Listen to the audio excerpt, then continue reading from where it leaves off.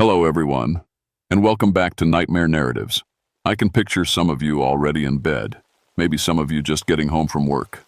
Wherever you are, whatever time it is, I'm glad you're here. If this helps you relax or sleep, please like and subscribe. It means a lot. Now let's get you comfortable, and I'll tell you tonight's story.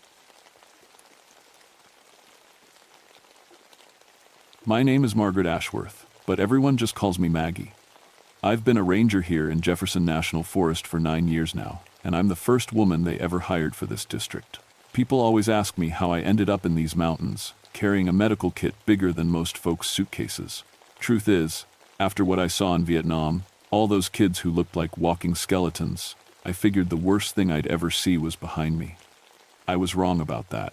It was March of 1971, and we were coming off the worst winter anyone could remember. 15 feet of snow had been sitting on these mountains since December, with temperatures dropping to 25 below. The old-timers said they'd never seen anything like it, not in 80 years of living up here. I was stationed up near Mount Pleasant, close to Amherst County. Pretty name for a place, but there wasn't much pleasant about it that winter. The snow was so deep that the state couldn't get supply trucks up the mountain roads. Most of the families who lived in the hollows were completely cut off.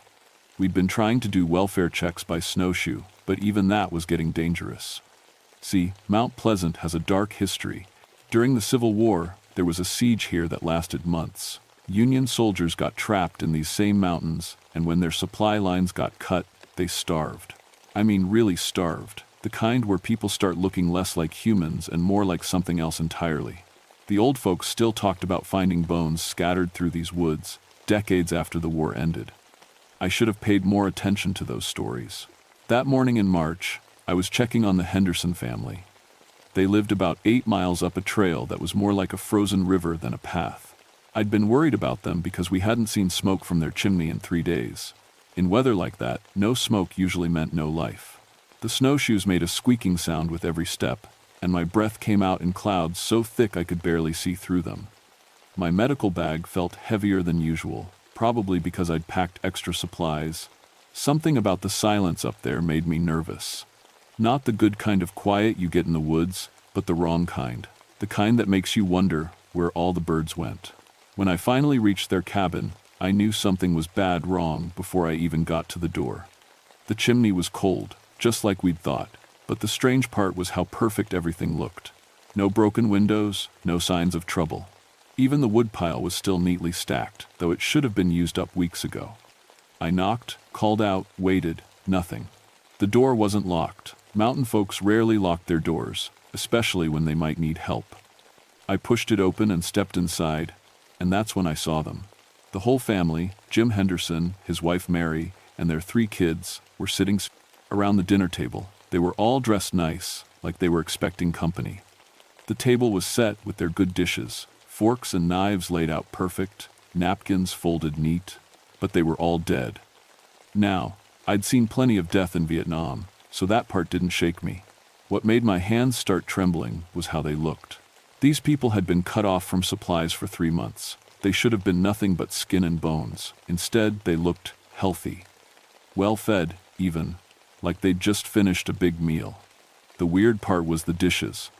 They were all clean and empty, arranged like someone had just cleared away a feast.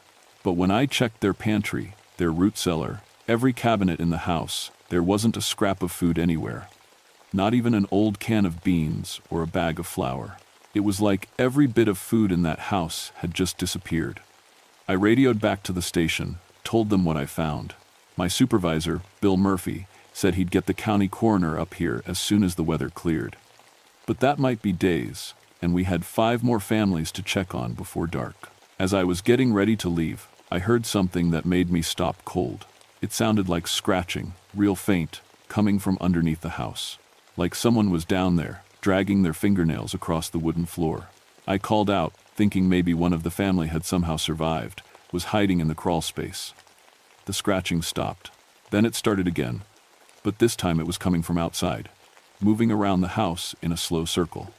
I stepped out onto the porch and looked around. The snow was smooth and white in every direction, no tracks except the ones I'd made coming up the trail. but I could still hear that scratching, closer now, like it was right under my feet. That's when I noticed something that made my blood turn cold. In the snow about 20 yards from the house, there was a set of footprints. Human footprints, bare feet, walking away from the cabin. But these weren't normal tracks. They were too long, too narrow, and spaced too far apart.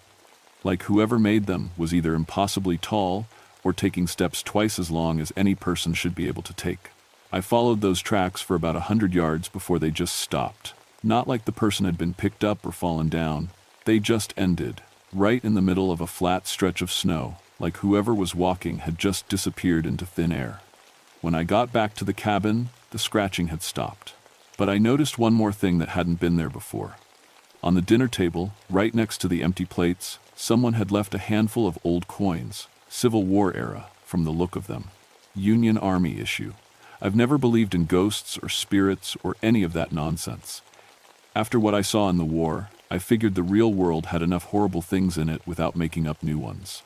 But standing there in that too quiet cabin, looking at those impossible tracks in the snow, I was starting to think that maybe, just maybe, there were some kinds of hunger that could outlive the body that felt them. And maybe, just maybe, that hunger was still walking around these mountains, looking for its next meal. Dr. Hardy met me at the Morrison cabin the next morning. He was the county coroner, but more than that, he was the closest thing we had to a real doctor for 50 miles. Hardy was maybe 60 years old, with hands that shook a little, but eyes that missed nothing. He'd been coming up to these mountains since before I was born. "Hell of a thing about the Hendersons," he said, stomping snow off his boots. "You sure about what you saw?" I told him everything. The empty house, the full-looking bodies, those strange tracks in the snow. He listened without interrupting, but I could see the doubt in his eyes. Can't say I blamed him. If someone had told me the same story, I'd have figured they were seeing things too. "Let's check on the Morrisons first," he said. "Then we'll head back to the Henderson place and I'll take a proper look." The Morrison cabin was smaller than the Hendersons' place, tucked back in a grove of pine trees that blocked most of the wind. As we got closer, I could smell something that made my stomach turn. Not death, I knew that smell too well. This was different, sweet and rotten at the same time, like fruit that had gone bad. Mrs. Morrison answered our knock, but when she opened the door, I barely recognized her. 3 weeks ago, she'd been a plump, cheerful woman who always had fresh bread cooling on her windowsill. Now she looked like she hadn't eaten in months. Her cheeks were sunken, her eyes had dark circles around them, and her clothes hung off her like they were made for someone twice her size. But the strangest part was how she was acting. She kept smiling this big, happy smile, and talking about the wonderful meal she'd just finished. "Oh, you should have seen it," she said, ushering us inside. "Roast beef and potatoes, fresh corn, apple pie still warm from the oven. I'm so full I can barely move." Dr. Hardy and I looked at each other. The kitchen table was set for one, with a clean plate and silverware, but there was no food anywhere, no dirty dishes, no smell of cooking, nothing. "Mrs. Morrison, doctor," Hardy said gently, "when did you last eat?" She laughed, a sound that was too bright, too cheerful. "Just now, of course. Didn't you hear me? I just had the most wonderful meal." She patted her stomach, which was clearly empty. "I'm absolutely stuffed." Her husband came in from the back room, and he looked even worse than she did. His skin was gray, and I could see his ribs through his shirt, but like his wife, he was grinning like he'd just won the lottery. "Doctor, good to see you," he said. "You're just in time for supper. Martha's making her famous pot roast." There was no pot roast. There was no food at all. When I checked their pantry, it was completely bare, just like at the Henderson place. But both of them kept talking about meals they'd eaten, describing them in perfect detail, the taste, the smell, how satisfied they felt. Dr. Hardy took Mrs. Morrison's pulse, checked her eyes, felt her stomach. When he was done, his face was pale. "Maggie," he whispered, "this woman is starving to death. They both are. But they don't seem to know it." That's when we heard it. That same scratching sound I'd heard at the Henderson cabin, coming from underneath the floor. But this time it was louder, more deliberate. Like someone was trying to claw their way up through the boards. The scratching moved across the floor, following us as we walked around the room. Mrs. Morrison didn't seem to notice it, but her husband's eyes kept darting toward the sound. When the scratching stopped right under where he was standing, he started talking faster and louder about the imaginary food. "You really should try Martha's apple pie," he said, his voice shaking. "It's the best you'll ever taste. Sweet and perfect and filling. So filling you'll never be hungry again, Doctor." Hardy grabbed my arm. "We need to leave, now." As we were putting on our coats, I noticed something new on the Morrisons' table. 3 old coins, arranged in a neat row next to the empty plate. Same kind I'd seen at the Henderson place, Civil War-era Union money. Outside Doctor. Hardy was breathing hard, like he'd just run up a mountain. 40 years I've been practicing medicine," he said. "Never seen anything like that. Those people are dying of starvation, but their brains think they're eating. It's not possible." "What do you think is causing it?" He shook his head. "I don't know. Some kind of hysteria, maybe. Or poisoning that's affecting their minds. But Maggie, if this spreads to the other families..." He didn't need to finish. We both knew what he meant. If whatever was happening to the Morrisons reached the other isolated cabins, we'd have dozens of people starving to death while thinking they were fine. We decided to check one more family before heading back to town. The Carters lived about 2 miles east, in a little valley that stayed warmer than most places because it was sheltered from the wind. The first thing I noticed was that their chimney was smoking. That was good, meant they were burning wood, staying warm. But as we got closer, I saw that the smoke was the wrong color. Instead of the gray or white you'd expect from a wood fire, this smoke was yellowish and thick. Tom Carter met us at the door, and I had to bite my tongue to keep from gasping. He'd lost maybe 50 pounds since I'd last seen him. His face was so thin I could see the shape of his skull underneath his skin. But he was smiling and talking about the feast his wife was cooking. "She's got 3 chickens in the oven," he said, "and beans and fresh bread. You can probably smell it from here." The only thing I could smell was that same sweet, rotten odor I'd noticed at the Morrison place. And underneath that, something else. Something that reminded me of the field hospitals in Vietnam, where we kept the soldiers who weren't going to make it. Mrs. Carter was in the kitchen, stirring an empty pot on the stove. She was so thin, her wedding ring kept sliding off her finger, but she was humming a happy tune and talking to herself about how good the food smelled. "Just a few more minutes," she said to nobody in particular. "Then we'll have the best meal anyone ever tasted." The stove was cold. There was no fire, no food cooking, nothing. But both of them were acting like they were preparing for a holiday dinner. That's when I noticed the scratching again. But this time, it wasn't coming from under the floor. It was coming from inside the walls, moving around the room like something was trapped in there, trying to get out or trying to get in. "Doctor." Hardy checked them both, and when he was done, he pulled me outside. "They've got maybe a day left," he whispered. 2 at the most, but they don't know they're dying. Whatever's happening here, it's not natural." As we walked back to our snowshoes, I looked back at the cabin. For just a second, I thought I saw something moving in the window. Something tall and thin, wearing what looked like an old military uniform. But when I blinked and looked again, there was nothing there. Just Mrs. Carter, still stirring her empty pot, still humming that happy tune while her body slowly consumed itself. And on their kitchen table, I'd noticed 5 more of those old coins, arranged in a perfect circle around an empty plate. By the time we made it back to town that evening, Dr. Hardy looked like he'd aged 10 years. We sat in his office while he tried to make sense of what we'd seen. "It's spreading," he said, staring at his notes. "Whatever this is, it's moving from house to house. The Hendersons are dead. The Morrisons and Carters will be by tomorrow. And there are 6 more families up there we haven't checked yet." I called my supervisor and told him we needed help. State police, maybe the CDC, anybody who knew about diseases that affected the mind, but the roads were still blocked, and nobody could get through until the snow melted. "We're on our own until spring," Bill Murphy told me over the radio. "Do what you can, but don't take any unnecessary risks." That night, I couldn't sleep. I kept thinking about those families, starving to death while their minds told them they were eating the best meals of their lives, and those scratching sounds following us from house to house, and most of all, those coins. Union Army money from over 100 years ago, showing up fresh at every cabin.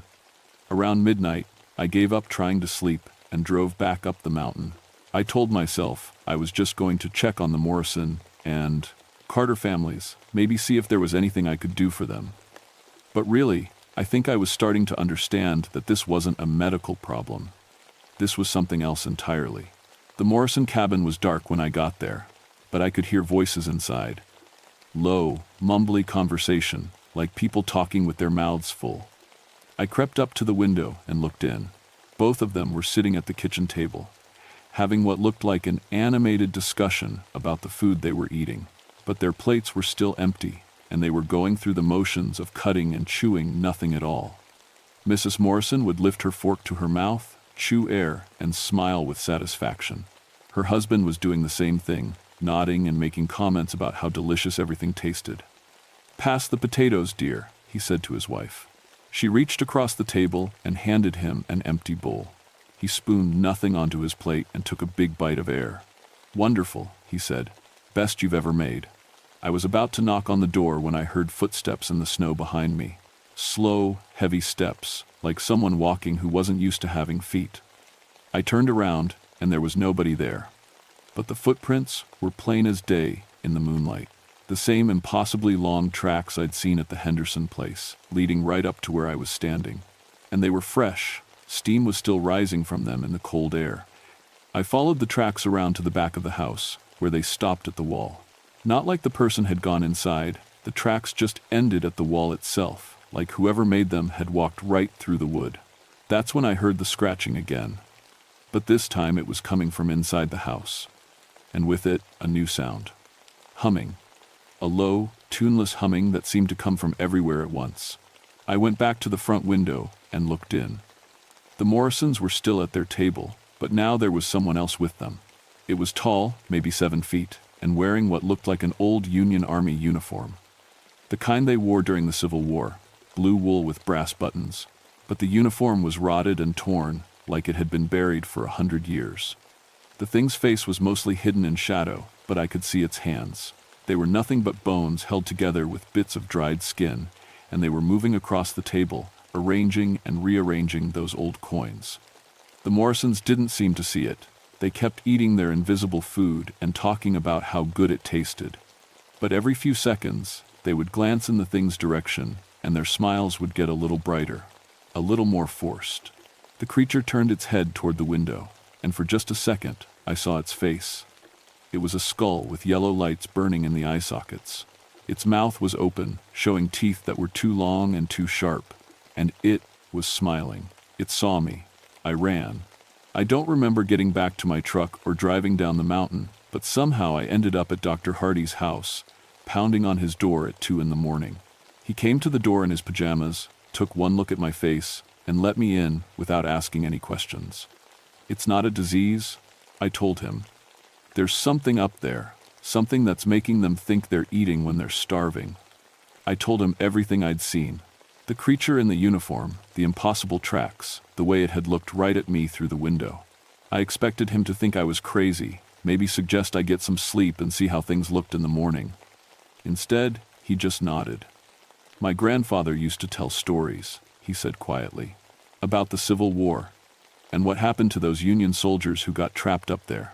He said some of them got so hungry they stopped being human. Said hunger could become a living thing if it got strong enough. You believe that? I believe something killed the Hendersons and is killing the others. I believe it's connected to those coins and that scratching sound, and I believe we need to stop it before it moves on to the next family." We drove back up the mountain together just as the sun was coming up. The Morrison cabin was silent now, but we could see 2 shapes still sitting at the kitchen table.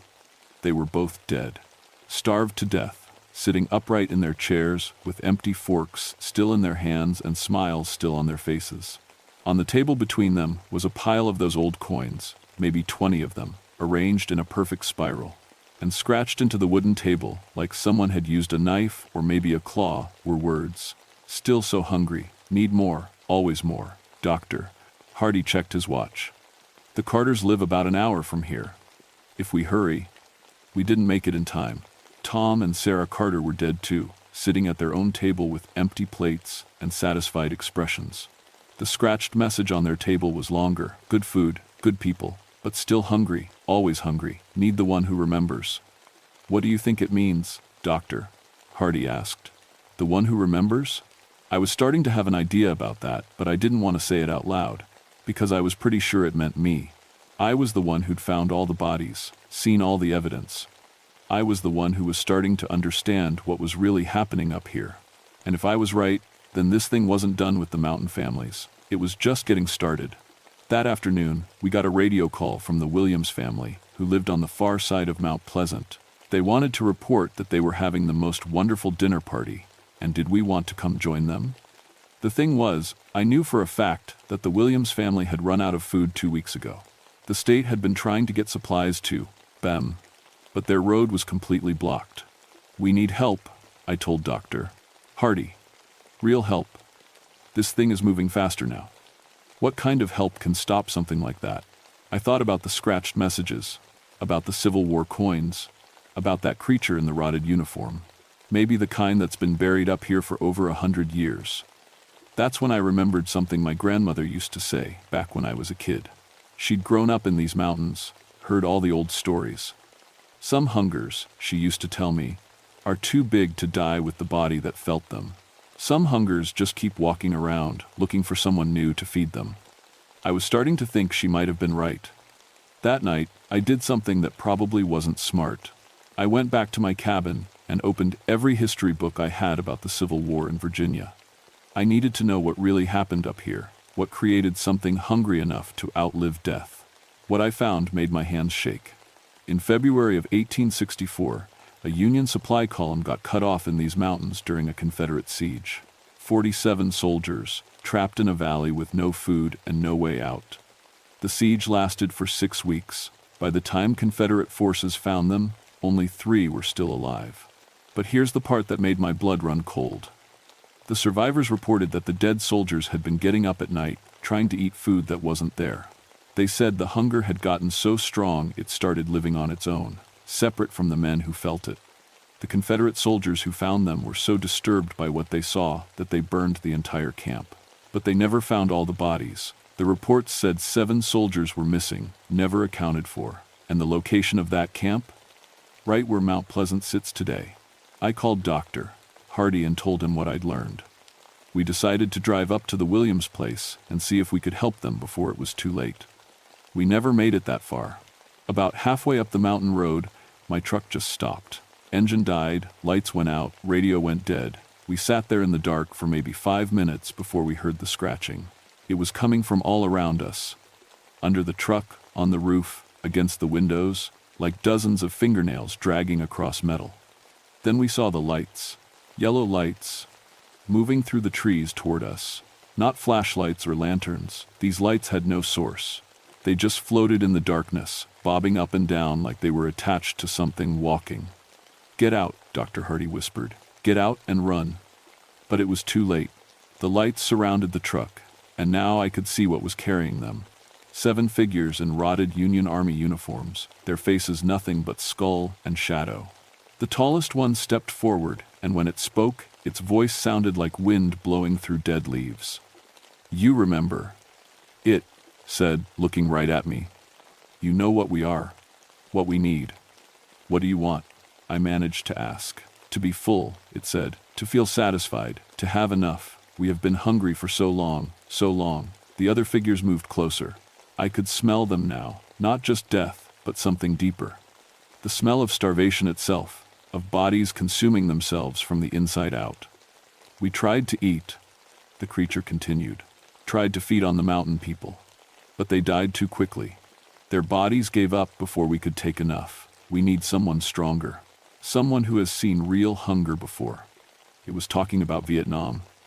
About the children I'd tried to save, the ones who looked like walking skeletons. It knew about my memories, my guilt over not being able to help them all. "You understand hunger?" it said. "You have fed it before. You can feed us now." That's when I understood what was really happening. These things didn't just want to eat food. They wanted to eat the feeling of being satisfied. They wanted to drain that ability right out of people, leaving them to starve while thinking they were full. And they thought I would be a better meal because I'd seen starvation before, because I knew what it looked like, what it felt like to be helpless while people died of hunger. "No," I said. The creature tilted its head like it was surprised. "You have no choice," it said. "We are hunger itself. We cannot be fought, we cannot be killed. We can only be fed." "Maybe," I said, getting out of the truck slowly. "But I know something you don't know." "What is that?" "I know why you're really here. It's not just about being hungry. You died feeling like you failed. You were soldiers, and you couldn't protect the people you were supposed to protect. You starved, and you felt like it was your fault." The creature stepped back, and for a second, the yellow light in its eyes flickered. "I felt the same way in Vietnam," I continued. "All those kids I couldn't save, all that hunger I couldn't stop. I know what it's like to carry that guilt." The other figures were moving closer, but the tall one held up a skeletal hand to stop them. "You want to be satisfied?" I asked. "You want to feel full? Then stop making the same mistake you made 100 years ago. Stop trying to take what you need from innocent people." "Then how?" it whispered. I thought about those families, dying with smiles on their faces while they starved. I thought about the children in Vietnam, and how I'd learned to live with not being able to save them all. By accepting that some hungers can't be fed, I said, by letting go of the guilt that's really eating you, by remembering that you did your best with what you had. The creature stared at me for a long moment. Then, very slowly, it reached into its rotted uniform jacket and pulled out a handful of those old coins. "We left these," it said. "Payment for meals we could not taste, trying to make it right." "You did make it right," I told him. "You fought for what you believed in. You died trying to protect people. That's enough. That has to be enough." One by one, the yellow lights in the creature's eyes began to fade, not going out but changing, becoming softer, warmer. "Enough," the tall one whispered. "Enough." They turned and walked back into the forest, their footsteps getting fainter until I couldn't hear them anymore. The last thing I saw was the tall one stopping and looking back at me. "Thank you," it said, "for helping us remember." Then they were gone. Dr. Hardy and I sat in the truck for maybe an hour, neither of us saying anything. Finally, the engine started again, and we drove down the mountain in silence. We found the Williams family the next morning. They were alive, sitting around their kitchen table eating actual food, canned beans and crackers they'd been saving for an emergency. They looked tired and thin, but they were real-world hungry, not whatever those things had been doing to the other families. "Strangest thing," Mr. Williams told us. "Last night we were sitting here talking about how we were going to starve, and then all of a sudden we felt like we could think clearly again, like some kind of fog had lifted." The state got through with supply trucks 2 days later. By the end of the week, all the surviving families had been evacuated to town until spring. The official report blamed the deaths on exposure and malnutrition brought on by the severe weather. Dr. Hardy and I never talked about what really happened up there. What would have been the point?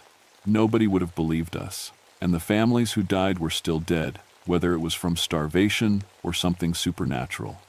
But I did make some changes in my life. I transferred to a different ranger district, one that specializes in emergency food relief. I've spent the last 4 years helping coordinate supply drops to isolated communities during disasters. It's good work, important work, and every time I help get food to people who need it, I feel like I'm keeping a promise I made to some soldiers who died a long time ago. Sometimes, on quiet nights, I still hear scratching sounds in the walls, but they're different now, softer, not like something trying to claw its way in, but like something saying goodbye. I keep a few of those old Civil War coins on my desk. Dr. Hardy found them scattered around the Morrison and Carter cabins after the creatures were gone.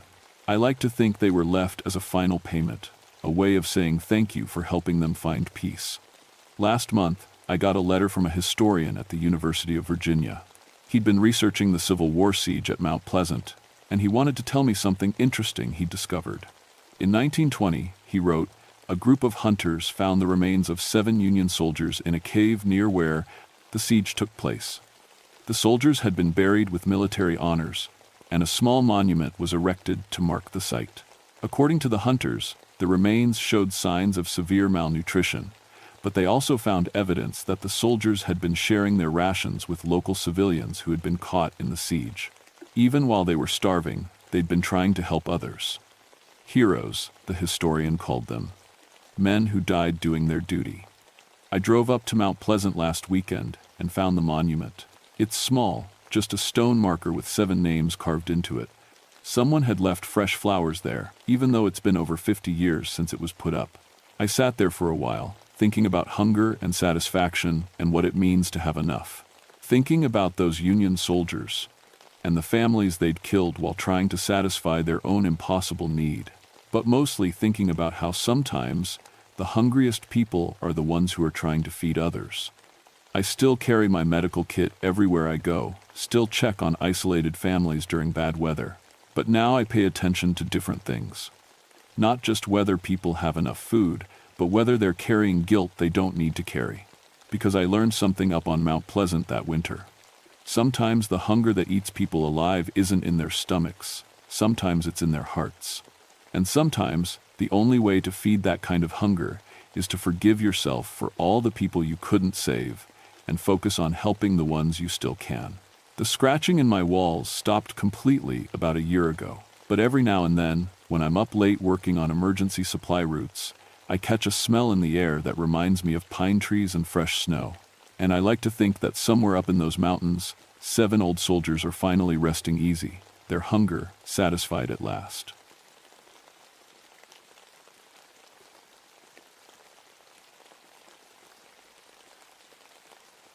My name is Ted Blackstone, and I've been a ranger in the Chattahoochee National Forest for 22 years. That's long enough to see every kind of accident you can imagine. Broken bones, lost hikers, bear attacks, hypothermia. I thought I'd seen it all until September of 1978, when I learned that some things in these mountains don't follow the rules I thought I knew. People always ask how I got into this job. Truth is, it runs in my family. My grandfather was a ranger here, and so was my dad. We're mountain people, born and raised in these Georgia hills. I know every trail, every rock face, every dangerous spot where city folks get themselves in trouble. That's my specialty, technical rescue, especially rock climbing accidents. When someone falls off Stone Mountain, they call me. Stone Mountain isn't like the famous one near Atlanta. This one's smaller but meaner. It's a granite dome that rises 1,600 feet straight up from the forest floor. No gentle slopes, no easy paths to the top. Just bare rock, hot as a griddle in summer, slick as ice when it's wet. The Cherokee used to call it the Sleeping Giant, and they had stories about it. Dark stories. But I never paid much attention to old legends. I should have. The mountain has always been trouble. Back in the 1922, they tried to quarry granite from the south face. Lost 3 workers in a single month, rock slides, equipment failures, 1 man just disappeared. They shut down the operation and left their tools behind. You can still see some of that old equipment today, rusted and half buried in the rock. Sometimes it looks like the stone grew around it, which doesn't make sense, but that's how it appears. My own son Danny loved that mountain. From the time he could walk, he wanted to climb with his old man. I taught him everything I knew, how to read rock, how to place protection, how to move safely on vertical stone. He was good at it, better than most adults. Maybe that's why I got careless. Danny died on Stone Mountain 3 years ago. 16 years old, strong as a bull, careful as I'd taught him to be. But rocks fall sometimes for no reason. That's what the report said, anyway. Rockfall. Natural causes. Case closed. My wife Sarah blamed me, said I should have kept him off the mountain, should have known better. She moved back to her sister's place in Atlanta after the funeral. We still talk sometimes, but it's not the same. She thinks I'm obsessed with the mountain now, spending too much time up there. Maybe she's right. What she doesn't understand is that I can't let other families go through what we did. I've made it my mission to keep people safe on Stone Mountain, especially kids. I check every rope, every harness, every piece of protection twice. I've written new safety protocols that most folks think are overkill. But if being careful means some other father doesn't lose his son, then I'll be the most careful ranger in Georgia. The TH. Cherokee stories talk about children who vanish into the rock during thunderstorms. They become stone children, trapped between the world of the living and the world of spirits. As a kid, those stories gave me nightmares. As an adult, I figured they were just old tales meant to keep children away from dangerous places. I was wrong about a lot of things. September of 1978 was brutal hot. Indian summer, they called it, with temperatures hitting 95 degrees every day and no rain in sight. The granite soaked up that heat like a battery, staying hot enough to burn skin even after sunset. It was peak season for family hiking, and Stone Mountain drew them like a magnet. Parents thought it would be fun to take their kids rock climbing. Most of them had no idea what they were getting into. That's when everything started to go wrong. The first call came in on a Tuesday morning. Melissa Hartwell, a teacher from Atlanta, had brought a group of 12 kids up for what she called an outdoor education experience. They were supposed to do some easy climbing on the lower faces of the mountain, nothing dangerous. She had permits, proper equipment, even hired a local guide. But when I got to their campsite at dawn, 3 kids were missing. They were right here, Melissa kept saying, her voice shaking. Tommy, Lisa, and Marcus. They were sleeping in that tent. She pointed to a small dome tent that sat perfectly normal, except for one thing. The back wall was pressed right against the rock face, like someone had set it up as close as possible to the granite. I checked the tent. No tears, no signs of struggle. The sleeping bags were still warm, but the kids were gone. Maybe they went exploring, I suggested, though I didn't like the feel of this. Kids don't usually wander off in the dark, especially not on a mountain. Tommy's afraid of the dark, Melissa said. He won't even go to the bathroom alone at night. He would never leave that tent. I organized a search. We spread out across the lower slopes, calling names, checking every crevice and overhang where a kid might hide or get stuck. The other children were scared, clustering around the adults and jumping at every sound. But we found nothing, no tracks, no dropped items, no sign that 3 children had ever existed. That's when Jake Morrison, the local guide, showed me something that made my skin crawl. Ted, you need to see this. He led me around to the north face, about 50 feet from the campsite. There, pressed into the solid granite like they'd been made in soft clay, were 3 sets of handprints, small hands, child-sized. But these weren't normal handprints. They were pressed into the rock from the inside, like someone was pushing against the stone from behind it.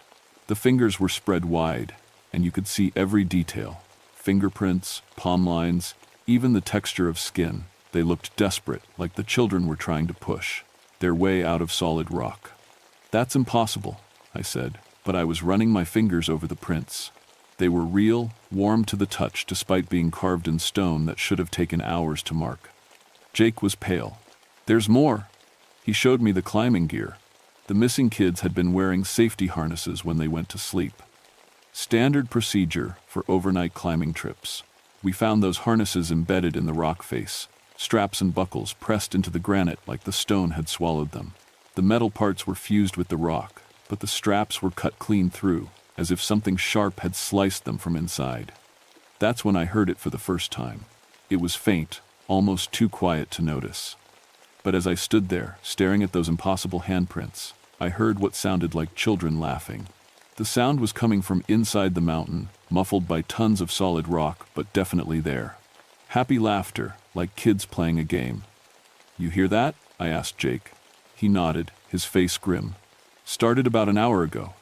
Gets louder near the rock face. I pressed my ear to the granite. The laughter was clearer now, and underneath it I could hear voices. Young voices, calling names. Tommy, Lisa, Marcus, come play with us. My blood went cold. Those were the names of the missing children. I pulled back from the rock and tried to think rationally.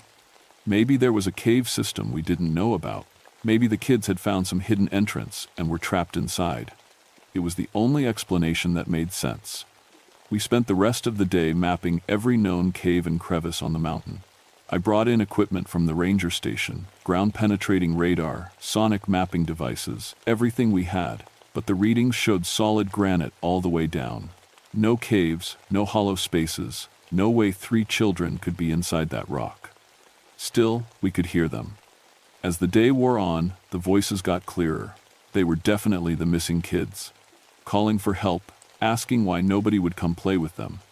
But the sounds never came from the same place twice. Sometimes we'd hear them from the north face, sometimes from the east. It was like the children were moving around inside solid stone. The other kids in the group were getting hysterical. Parents arrived to pick them up, and I didn't blame them for wanting to get away from that place. By evening, only Melissa, Jake, and I remained, along with a technical rescue team I'd called in from Atlanta. That's when the electrical activity started. Around sunset, I noticed my hair standing on end. Metal equipment began to spark and crackle. The air tasted like pennies, sharp and metallic. Storm clouds were building on the horizon, but they were still miles away. The granite itself seemed to be generating electricity. "We need to get off this mountain," Jake said, and he was right. Climbing gear and electrical storms don't mix. But I couldn't leave, not with 3 children somewhere in that rock. As darkness fell, the voices changed. They stopped calling for help and started calling for us. "Ranger Ted, come play with us. Come into the rock." They knew my name. They knew I was there. That's when I saw the first flash of movement inside the stone. For just a second, in the beam of my flashlight, I saw a child's face pressed against the inside surface of the granite. A boy's face, pale and translucent, looking out at me with eyes full of longing. It was Tommy Brennan, one of the missing kids. He was inside the rock, looking out, and his mouth was moving like he was trying to talk. But the only sound I heard was that terrible, joyful laughter echoing through the mountain. I stumbled backward, my mind reeling. Children don't live inside solid rock. It's impossible. But I'd seen what I'd seen. As the first lightning bolt split the sky above Stone Mountain, I realized that everything I thought I knew about the natural world was wrong. The storm hit just after midnight, and that's when things got really bad. Lightning struck the mountain 3 times in the first hour, each bolt hitting the granite with enough force to light up the whole forest. But instead of grounding harmlessly like it should have, the electricity seemed to sink into the stone and stay there. The rock face glowed with a faint blue light, pulsing like a heartbeat. And the children's voices got louder. Come play with us. It's fun in here." My rescue team wanted to evacuate, and I didn't blame them. We'd set up a base camp about 100 yards from the rock face, far enough to be safe from lightning strikes. But even there, our equipment was going crazy. Radios crackled with static, GPS units spun wildly, and every piece of metal we had was building up electrical charge. "This is insane, Ted," said Captain Rodriguez from the Atlanta Rescue Squad. "We can't work in these conditions." He was right, but I couldn't leave. Those kids were in there somewhere, and they were counting on me. Besides, the storm was getting worse. Even if we wanted to evacuate, the trails would be washed out soon. That's when Maria Santos showed up. I'd called her around 10 o'clock, when I realized we were dealing with something beyond normal search and rescue. Maria is Cherokee, works as a cultural consultant for the Park Service. Her grandmother used to tell stories about Stone Mountain, the old stories my family had forgotten. She hiked up in the storm, soaked to the skin, but determined. When she saw the glowing rock face and heard the children's voices, she didn't even look surprised. "How long?" she asked. "Since this morning?" She shook her head. "No. How long has this mountain been taking children?" I thought about it. There have always been disappearances. Kids who wandered off trails, fell into ravines. We figured they were accidents. 47 children in 50 years, Maria said quietly. I've been keeping count. All during electrical storms. All on this mountain. The number hit me like a punch to the gut. 47 kids, and I'd never connected the pattern. I was supposed to protect people in these mountains, and I'd missed something this big. "What are they?" I asked. "Lonely," she said. The Cherokee called them the Stone Children, kids who got caught in the mountain during thunder time. The lightning pulls them in, makes them part of the rock. But they're still children. They want friends, want to play, so they call to other kids. Another lightning strike lit up the mountain, and this time I saw them clearly. Dozens of small shapes moving through the granite like it was water. Children of all ages, from toddlers to teenagers, their ghostly forms visible in the stone. Some were dressed in modern clothes, others in older outfits. A few wore the kind of clothing kids would have worn 50 years ago. And they were all looking at us, pressing their faces against the rock surface, mouthing words we couldn't hear over the thunder. "They're not evil," Maria explained. "Just lost and scared." But they don't understand that bringing living children into the rock will kill them. To the stone children, death and life are the same thing. I was trying to wrap my head around this when Captain Rodriguez started screaming. One of his team members, a young climber named Pete, had gotten too close to the rock face. He'd been placing monitoring equipment when the latest lightning strike hit. Now he was stuck to the granite wall from the waist down, his legs sinking into the stone like it was quicksand. "Help me," Pete yelled. "I can't move. It's pulling me in." We rushed over with ropes and pulleys, but every time we tried to pull him free, he sank deeper. The rock was somehow becoming soft around him, flowing like thick liquid. But when we touched it anywhere else, it was solid granite. Worse, Pete was starting to change. His skin was taking on a gray color, like stone dust was seeping into his blood. And he was smiling, even while he screamed for help. "It feels good," he said, his voice dreamy. "They're so happy in here. They just want to play." I could see shapes moving around Pete's submerged legs, small hands reaching up through the rock, touching him, welcoming him. The stone children were trying to bring him into their world. "Cut him out," I yelled to Rodriguez. "Use the diamond saws."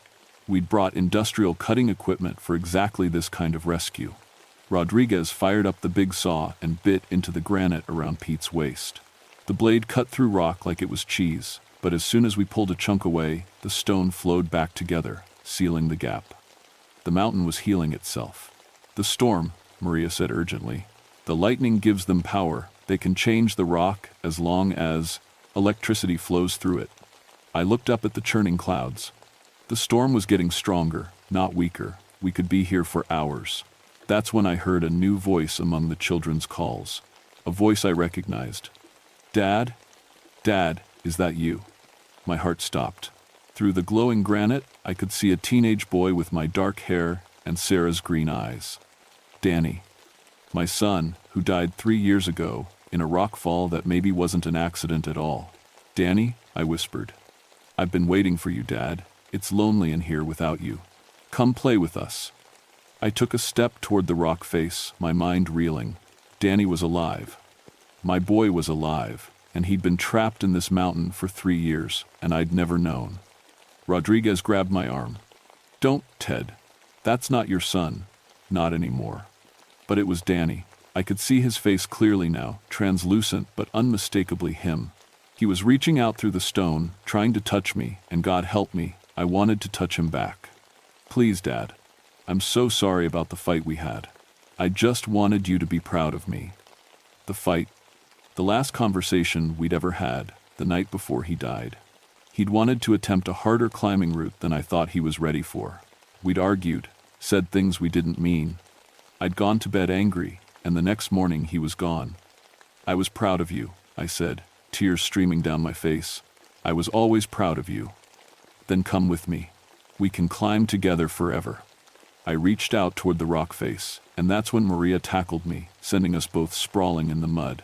"It's not him," she shouted over the thunder. "They take the shape of what you want to see. Don't listen."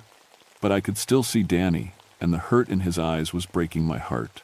Behind us, Pete was now buried up to his chest in granite, still smiling that dreamy smile.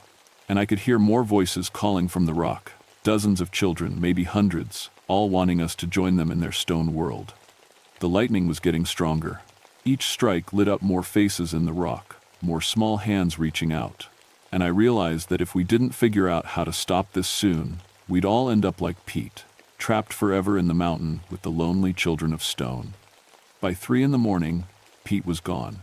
The rock had swallowed him completely, and the last thing we saw was his face disappearing into the granite with that same peaceful smile. Through the stone, we could hear him talking to the other children, his voice joining their endless, happy chatter.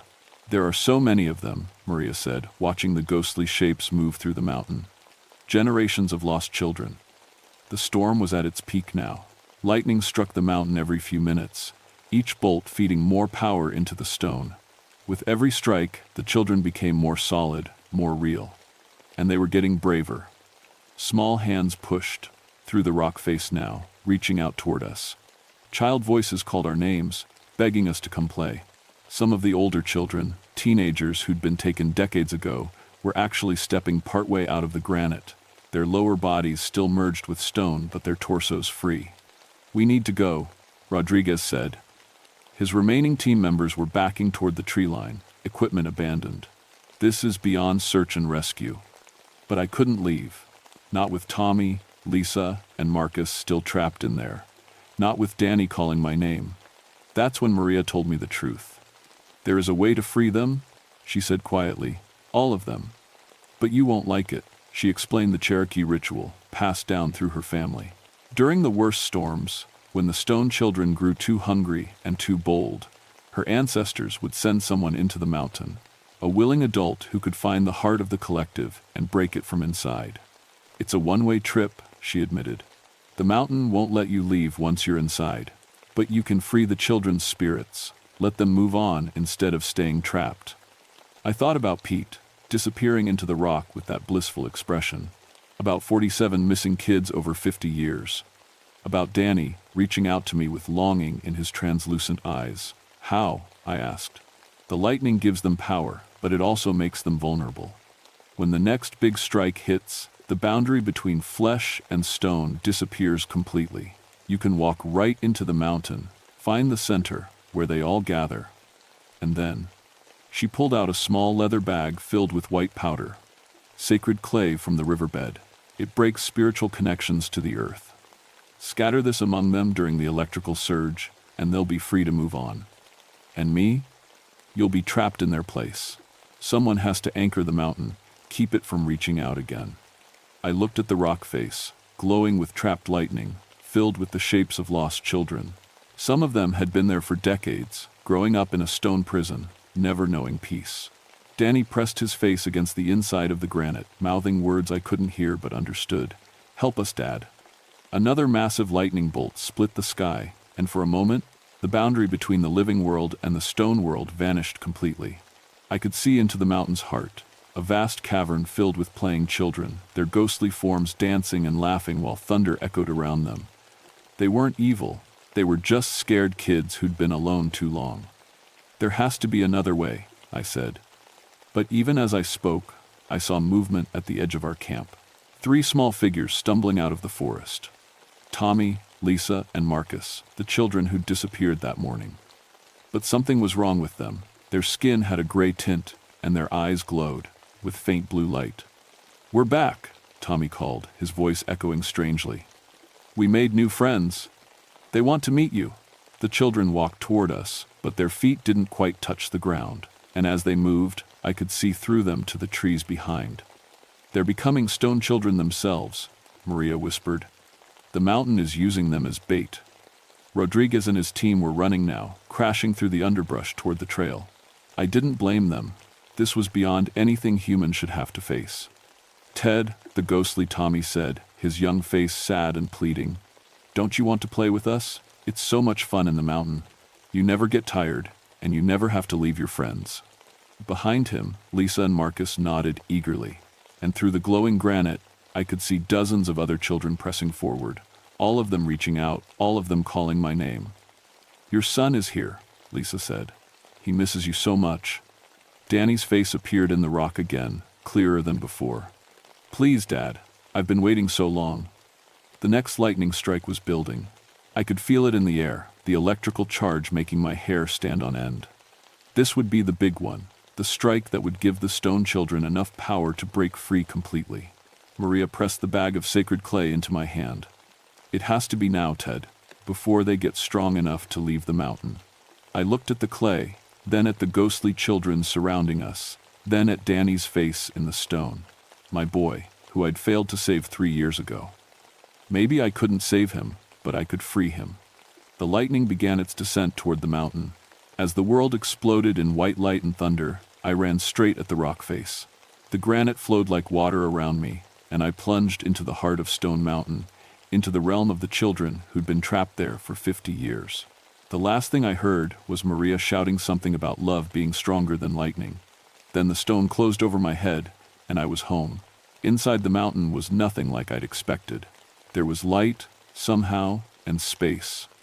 A vast cavern that couldn't possibly exist inside Stone Mountain, filled with the gentle glow of captured lightning. And everywhere I looked, there were children.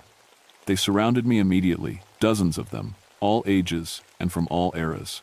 Some wore clothes from the 1,920 seconds, others from the 1,960 seconds, still others from last week. But they were all children, and they were all smiling.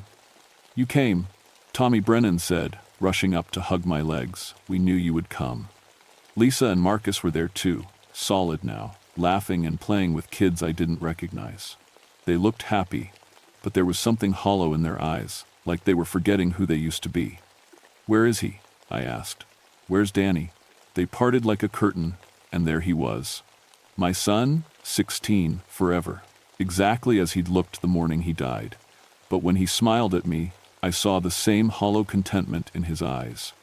"Dad," he said, wrapping me in arms that felt real and warm and impossibly cold at the same time.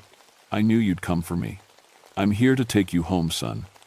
"But this is home now," Danny said, confused. "We're all together here. We play games and tell stories and never get hurt. Why would we want to leave?" I looked around the impossible cavern, at the dozens of children who'd been trapped here, and I understood. They weren't suffering. They were content. But they weren't alive, either. They were stuck between worlds, never growing up, never moving on, never finding whatever peace waited beyond life. "Because you deserve more than this," I told Danny. "You deserve to rest." I pulled out Maria's bag of sacred clay, and the children stepped back nervously. "What's that, Dad?" "Freedom," I said, and scattered the white powder into the air. The effect was immediate. The clay sparkled as it fell, each grain glowing with its own light. Where it touched the children, they became more solid, more real, but also more aware. The hollow contentment faded from their eyes, replaced by memory and understanding. "I want to go home," Lisa whispered, and started to cry. "My mom," Tommy said, his voice breaking. "I want my mom." One by one, the children remembered who they were, what they'd lost, and one by one, they began to fade. Not into stone, but into light. Peaceful light that rose up through the cavern and disappeared, carrying them to whatever waited beyond. Danny was the last to change. As the sacred clay settled on his shoulders, he looked at me with eyes full of love and forgiveness. "I'm sorry we fought that last night, Dad. I'm sorry too, son. Tell Mom I love her, every day." He smiled, my beautiful boy, and then he was gone, dissolved into light that rose up and up until it passed through the mountain and into the storm-dark sky. I was alone in the cavern, but not for long. Already, I could feel the mountain's pull, trying to make me part of itself. My feet were sinking into the stone floor, my legs growing heavy and cold. But something was wrong. The mountain was fighting the loss of the children, trying to keep at least one spirit trapped to maintain its power. The walls were cracking, the cavern shaking. If I stayed, I'd be crushed when it collapsed. That's when I heard Maria's voice, impossibly, echoing through the stone. "Love is stronger than lightning, Ted. Remember that." I thought about Danny, about the love that had brought me into this mountain, about Sarah, waiting in Atlanta, still grieving our son, about all the children I'd failed to save over the years, and all the ones I might still protect. Love is stronger than lightning. I pushed against the mountain's pull with everything I had, not fighting the stone, but loving it, loving the children it had sheltered, loving Danny enough to let him go. The granite around my legs began to soften, not to trap me, but to release me. I ran for the cavern wall, diving through stone that parted like water, racing toward the surface as the mountain's heart collapsed behind me. I burst from the rock face just as the storm broke, gasping and covered in granite dust. Maria was there, helping me to my feet, her face wet with tears of relief.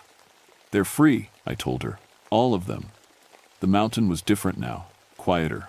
The electrical glow was gone, and the stone felt truly solid for the first time in decades. Whatever had made it hungry for children was broken. Rodriguez found us 3 hours later, along with a full search and rescue team. We told them we'd found the missing children safe but shaken, that they'd been hiding in a cave system during the storm. It wasn't the truth, but it was close enough. Tommy, Lisa, and Marcus were fine, physically. They remembered nothing about their time in the mountain, just falling asleep in their tent and waking up in the forest when the storm passed. The doctor said they might have some lingering effects from mild hypothermia, but nothing serious. I went back to work the next week, but everything was different. Stone Mountain felt peaceful now, just another granite dome in the Georgia mountains. The Cherokee stories called it the sleeping giant, and now it truly was sleeping. I called Sarah that night, for the first time in 6 months. I saw Danny, I told her, in a dream. He wanted me to tell you he loves you. She cried then, and so did I, and for the first time since the accident, we talked about our son without anger or blame. Sarah moved back home for Thanksgiving. We're taking it slow, but we're healing. The mountain taught me that love is stronger than grief, stronger than guilt, stronger even than the pull of the grave. I still work as a ranger on Stone Mountain. Kids still come to climb, and I still watch over them with obsessive care. But now I know what I'm really protecting them from. Not just falling rocks or bad weather, but the loneliness that can trap us between worlds. The grief that can make us forget how to let go. Sometimes, on clear nights, I think I can see lights moving through the forest around the mountain. Not trapped spirits, but free ones, children playing in whatever realm they've found beyond this one. Danny might be among them, and that thought brings me peace. The Cherokee were right about Stone Mountain. It was full of stone children, lonely souls trapped between life and death. But they were wrong about one thing. Those children weren't dangerous. They were just scared and lost, looking for someone to show them the way home. I'm glad I could be that someone, even if it meant risking everything I had left. Love is stronger than lightning, Maria had said. She was right. Some nights, when the storms roll across the mountains, I still hear laughter echoing from the peaks. But it's different now. Joyful and free. The sound of children who finally found their way home.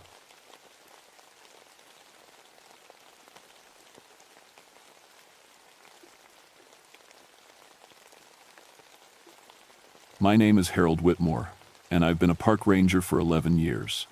I used to be a college professor studying plants, but that was before my wife died of cancer. After that, I couldn't stand being stuck in a classroom anymore. I needed to be outside, working with my hands, doing something real. I ended up at Sumter National Forest in South Carolina, taking care of Table Rock State Park. It's a beautiful place, especially in fall when the leaves turn red and gold. I'm 37 now, and my daughter Sarah is 16. She stays with her aunt during the school year, but visits me on weekends when she can. People think being a park ranger is just about giving directions to tourists and stopping people from littering. But my real job is watching the forest itself. I check on plant diseases, track how different species are growing, and make sure nothing's going wrong with the ecosystem. After all those years studying botany in college, I know plants better than most people know their own pets. That's why what happened in October 1982 scared me so much. Because I could see that something was very wrong, but I couldn't explain it using anything I'd learned in all my years of science. It started with the weather. October should have been cooling down, but it stayed warm like summer. The trees were changing colors, but underneath them, spring flowers were blooming. Daffodils and tulips were pushing up through the fallen leaves. I'd never seen anything like it. My research station sits 20 miles into the forest, where the old logging roads end. A helicopter brings me supplies once a month. The rest of the time, I'm alone with my equipment, my books, and the plants I study. I like it that way. Or I used to. The weird weather wasn't the only strange thing. Animals were acting different too. I found 3 deer last week, lying dead near the old part of the forest. They looked thin, like something had drained all the blood out of them. But there were no bite marks, no sign of a fight. They just looked empty. The spot where I found them was near what the local Cherokee people call the sad ground. A long time ago, during the Revolutionary War, soldiers died there and got buried in a mass grave. No one knows exactly where, because there's no headstone or marker. The army just dumped the bodies and left. That area has always grown different plants than the rest of the forest. Bigger ones, stranger colors. I figured it was because of all the old bones in the soil acting like fertilizer.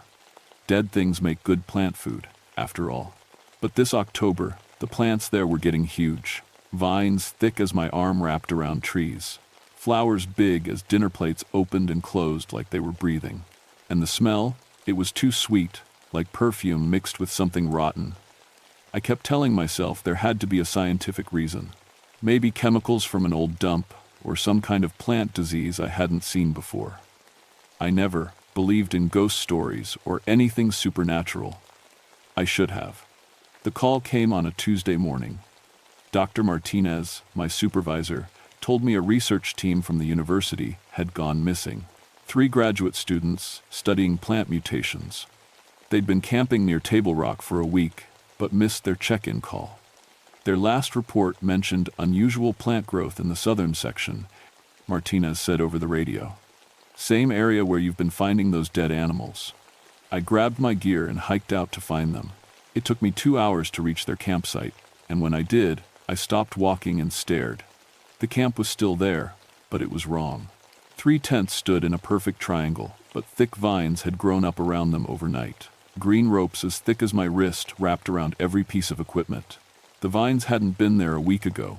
I was sure of it. I cut through the vines with my knife. The metal blade came away, covered in sap that smelled like copper pennies. Inside the first tent, I found sleeping bags and clothes, but no people. The other tents were the same. Personal stuff scattered around, but no signs of a struggle.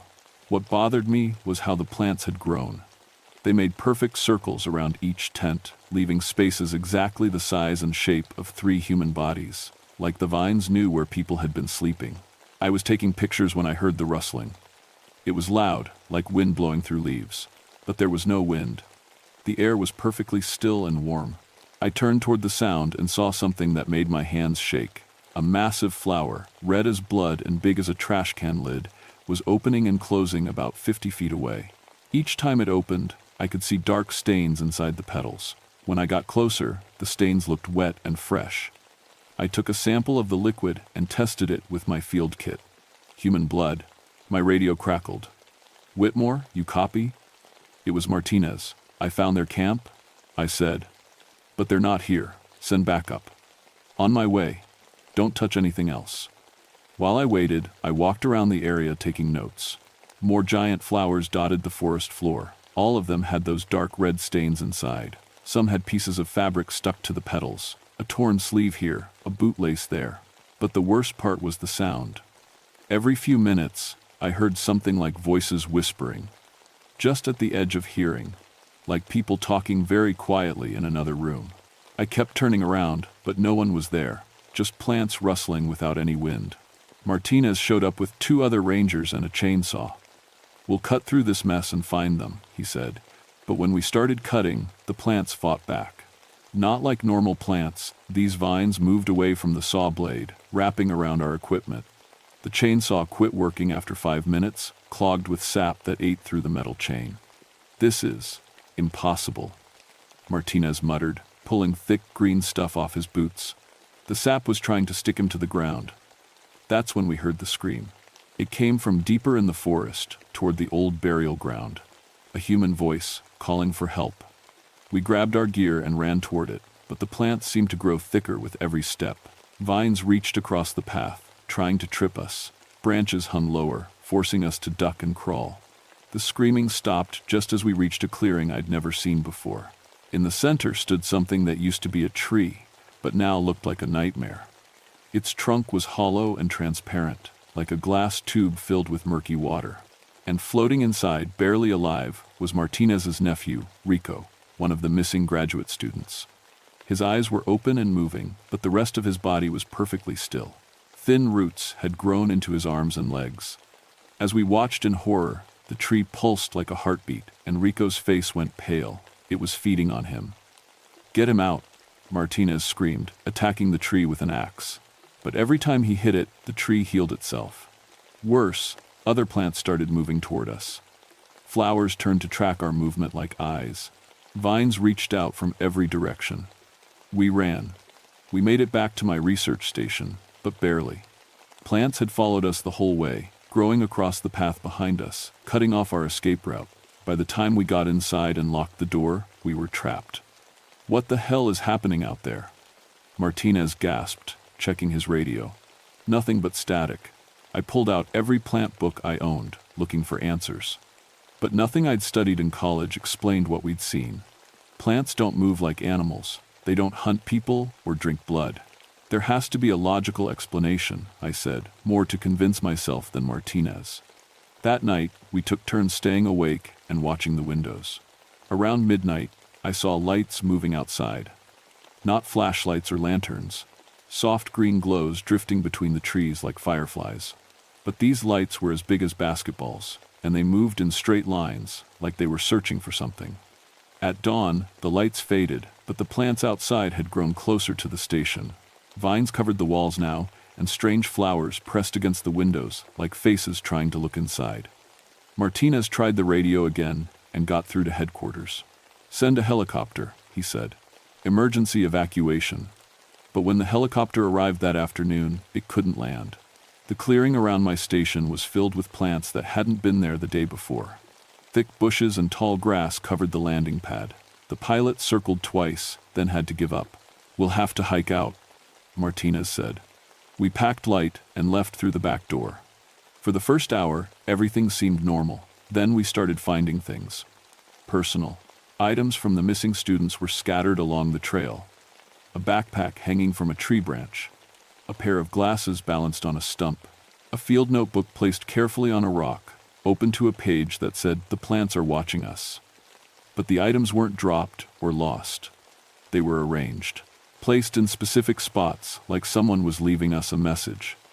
"It's playing with us," Martinez whispered. As the sun got lower, the whispers started again. Voices in the wind, speaking words I couldn't quite understand. Old-fashioned words, like people from a long time ago trying to talk. Then Martinez stepped on something that crunched. Looking down, we saw bones. Human bones, old and yellow, scattered across the forest floor. Skulls and rib cages mixed with rusted metal buttons and pieces of old cloth. Revolutionary War uniforms, rotted away to almost nothing. "This is the burial site," I said. "The unmarked grave." All around us, the giant plants grew thicker. Flowers as big as car tires opened and closed with wet, sucking sounds. The air smelled like a greenhouse mixed with a butcher shop. That's when we saw them. The missing students, all three of them, were still alive. Barely. They hung in transparent pods attached to enormous vines, like fruit growing on nightmare trees. Thin tubes connected to their bodies, slowly draining something from them. Their eyes moved when they saw us, but they couldn't speak. "We have to get them down," Martinez said. But as soon as we stepped toward the pods, the ground erupted. Roots thick as pythons burst up from the soil, reaching for our legs. Flowers opened to show rows of thorn teeth. The whispers became voices, angry and demanding, and then I heard words I could understand. "Bury us. With honor. Mark our graves." The voices came from everywhere at once. Dozens of men, speaking in the accent of colonial times, Revolutionary War soldiers, I realized, still angry after 200 years about being dumped in an unmarked hole and forgotten. The plants weren't just feeding on people. They were controlled by the spirits of dead soldiers, using the bodies to grow stronger, to get revenge for being disrespected. Martinez screamed. A vine had wrapped around his ankle and was pulling him toward a flower the size of a bathtub. Inside its petals, I could see sharp thorns dripping with something that smelled like acid. I grabbed his arms and pulled, but the plant was stronger. It dragged him closer to its mouth, and I could hear him starting to dissolve. I managed to cut Martinez free, but his leg was badly hurt. The plant acid had eaten through his boot and burned his skin. He couldn't walk without help. "Leave me," he gasped. "Get out of here." But there was nowhere to run. Plants surrounded us completely now, growing taller by the minute. Vines blocked every path. The voices of angry soldiers filled the air, demanding justice for crimes committed centuries ago. That's when I understood what they wanted. "You died fighting for America." I called out to the voices. "You deserve better than this unmarked grave." The whispers quieted a little. "Tell us your names," I continued. "Let me help you." The plants stopped moving toward us. In the sudden stillness, I heard a different voice. Older, sadder than the others. "Captain William Hayes, South Carolina Militia," the voice said. "Killed October 15th, 1780. Buried, without ceremony. Forgotten." Other voices joined in. Private John Miller. Corporal Thomas Flynn. A dozen names, then more. Men who had died young, fighting for freedom, then dumped in a hole like garbage. I looked around at the massive plants growing from their bones. Their anger and pain had fed these impossible flowers for over 200 years. But plants need more than anger to grow. They need care. I can mark your graves, I said. Put up a proper memorial. Make sure people remember your names. The giant flower holding Rico's pod opened slightly. Hope, maybe? But first, let these people go. They didn't hurt you. Take your anger out on me if you need to, but let the innocent ones live. For a long moment, nothing moved. Then, slowly, the pods began to lower. The students slid out, unconscious but breathing. The vines released Martinez's leg. You will remember us? The captain's voice asked. I promise. The plants pulled back, creating a clear path to the edge of the forest. But I didn't take it. Instead, I knelt among the old bones and started gathering them carefully, respectfully. Revolutionary War soldiers deserved a proper burial. As I worked, the voices told me their stories. Boys from farms and cities who had signed up to fight the British. Men who had marched for miles, fought with muskets and bayonets, died far from home. Their families never knew what happened to them. We fought. For honor, Captain Hayes said. Died. Without it. Not anymore, I said. The sun was setting as I finished arranging the bones in military formation, the way soldiers would be buried in an official cemetery. I took off my ranger hat and held it over my heart. Captain Hayes, Private Miller, all of you, thank you for your service. Your sacrifice meant something. America remembers. The words felt strange in my mouth, but they were true. These men had given their lives for an idea that people should be free. They deserved better than being forgotten in an unmarked hole. As I spoke, the giant plants began to shrink. Flowers closed and withered. Vines released their grip on the trees. The unnatural green glow faded from the forest. One by one, the voices whispered, "Thank you," and went silent. We carried the students out of the forest that night. All three survived, though they spent weeks in the hospital. Rico still has strange dreams about being inside that tree, but his doctors say his body is healing normally. Martinez and I told the authorities it was some kind of chemical contamination that caused hallucinations and plant mutations. They believed us, mostly because the alternative was too crazy to accept. But I kept my promise. 6 months later, the state of South Carolina dedicated a memorial at the site. A granite stone lists the names of every Revolutionary War soldier we could identify from military records. The inscription reads, "In honor of those who gave their lives for freedom, their sacrifice will not be forgotten." The area is peaceful now. Normal plants grow there, oak trees and wildflowers, nothing unusual. Tourists visit the memorial, and Boy Scout troops come to learn about the Revolutionary War. Kids leave small flags on the grave. I still work as a ranger, but I've changed. I pay more attention to the stories old-timers tell about the forest. I read more history books. I've learned that the past doesn't always stay buried, especially when injustice is involved. Sometimes, on quiet nights at my research station, I hear whispers in the wind. But they're not angry anymore. They sound grateful. And every year on October 15th, the anniversary of their deaths, I visit the memorial and place a wreath.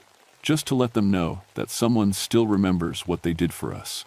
Because I learned something important in that haunted forest. The dead don't always rest easy. Sometimes they need the living to help them find peace. And sometimes honoring the past is the only way to protect the future. My daughter Sarah asks me about that night sometimes. She's in college now, studying history. I've told her most of the truth, though she thinks the walking plants part is me exaggerating for effect. Maybe it is. Maybe stress and fear made me see things that weren't really there. But every spring, when I patrol that part of the forest, I notice something. The flowers that grow on the soldiers' graves are always a little bigger, a little brighter than normal. Like something down in the earth is still watching, still protecting the place where heroes sleep. I never believed plants could develop animal appetites. I still don't, not exactly. But I do believe that love and respect are just as powerful as anger and neglect, and that sometimes giving honor to the dead is the most important job the living can do. The forest remembers everything. The question is, what do we choose to remember back?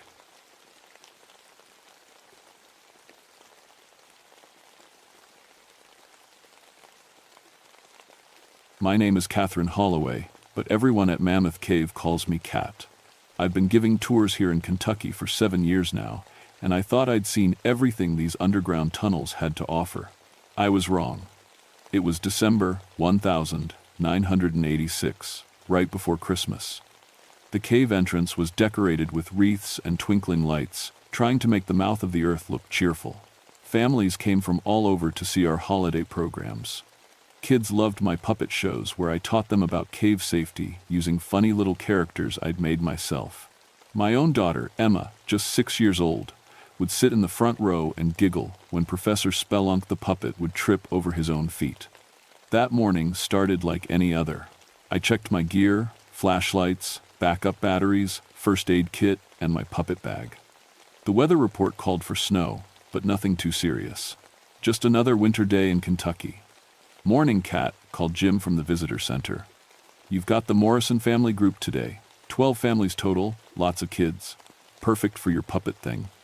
I smiled and adjusted my red hair under my ranger hat. The kids love Professor Spelunk. He's got some new cave safety tips to share. The families gathered at the entrance right on time. Parents in heavy coats, kids bouncing with excitement, grandparents looking uncertain about going underground. Mrs. Morrison, a kind woman with tired eyes, had organized the whole trip for her son's birthday. "How deep are we going?" asked little Tommy, the birthday boy. I knelt down to his level, pulling out Professor Spelunk. The puppet had a tiny ranger hat and a miniature flashlight. "Well, Tommy," I said in the puppet's squeaky voice, "we're going on a wonderful adventure, but we always stay together underground, right? The cave is beautiful, but it's easy to get lost if we wander off." The kids giggled as Professor Spelunk accidentally dropped his flashlight. I'd been doing puppet shows since before I became a ranger.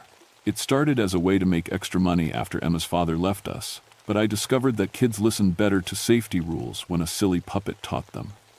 "The cave stays the same temperature all year round," I explained to the adults. 54 degrees, so you might want to zip up those jackets. We'll be down there about 3 hours, seeing some amazing rock formations and learning about the history of this place. What I didn't mention was the darker history. Mammoth Cave had been a stop on the Underground Railroad. Escaped slaves had hidden in these tunnels, sometimes for weeks. Some made it to freedom, others never made it out at all. As we approached the entrance, I noticed something odd. Usually, bats would flutter near the opening, but today there were none. Just silence. The air coming from the cave felt different too, not cooler like usual, but somehow thicker, like breathing through wet cloth. "Mrs. Holloway?" "Little." Sarah tugged on my jacket. "Why is it so quiet?" I looked around. She was right. No bird sounds, no wind through the trees. Even the kids had gotten quieter without realizing it. "Sometimes winter makes everything peaceful," I said. But something cold crawled up my spine. We entered the cave with our flashlights cutting through the darkness. The limestone walls sparkled in our lights, and the kids oohed and ahed at the formations. Everything seemed normal. I started my usual tour speech about how the cave was formed millions of years ago, pointing out flowstone and stalactites. But as we walked deeper, I noticed our footsteps sounded wrong. Usually, the cave echoed footsteps back clearly. Today, the echoes came back different, like more people were walking than actually were. "Stay close to me, everyone," I called out, trying to keep my voice cheerful. The cave can play tricks with sound.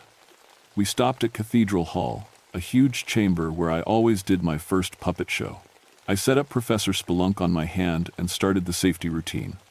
But as the puppet moved in my flashlight beam, its shadow on the wall looked wrong. Instead of mimicking the puppet's movements, the shadow seemed to move a split second later, like it was trying to catch up. "Look at that funny shadow," Tommy pointed at the wall. I turned to look and froze. The puppet's shadow was still there, but Professor Spelunk was back in my bag. I hadn't been holding him at all. "Just tricks of the light," I managed to say, but my hands were shaking as I pulled out my real flashlight to check the batteries. Full power. No reason for strange shadows. The temperature in the chamber felt different too. Not the usual steady 54 degrees, but somehow colder and warmer at the same time, like the air itself couldn't decide what it wanted to be. "Mom, I want to go back," Sarah whispered to Mrs. Morrison. "We just got here, sweetheart," her mother replied. but I could hear uncertainty in her voice. I looked at my watch. We'd been underground for 20 minutes. Outside, the first snowflakes of what would become the worst blizzard in years had started to fall. We moved deeper into the cave system, following the marked tourist trail. I'd walked this path thousands of times, but today it felt different. Longer. The usual landmarks seemed farther apart, and twice I found myself double-checking the trail markers to make sure we were going the right way.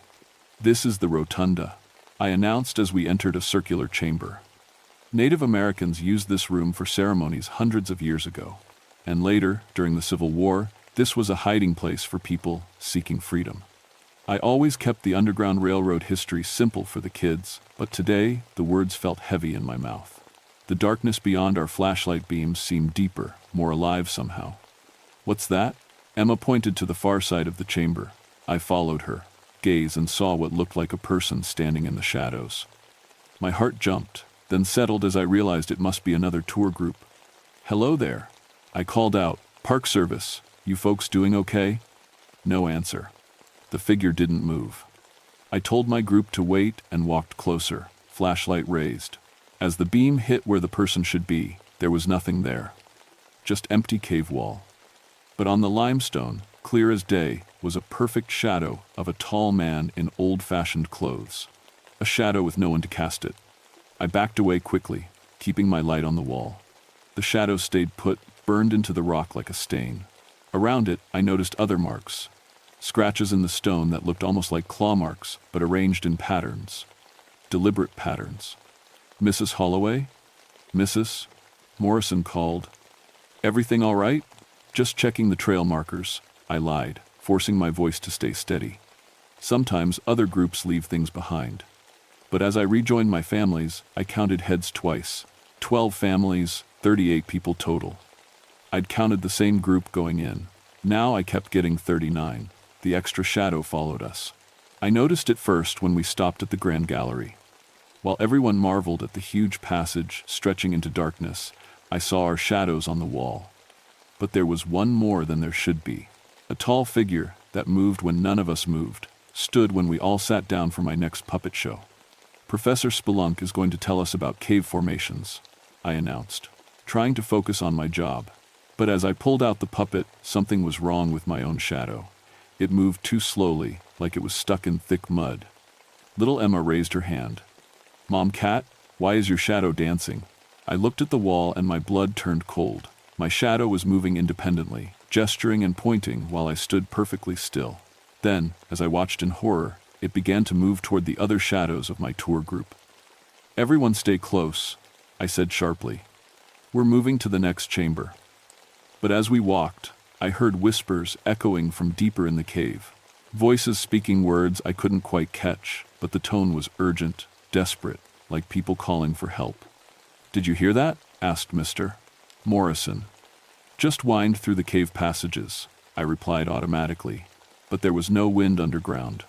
There never was. The whispers got louder.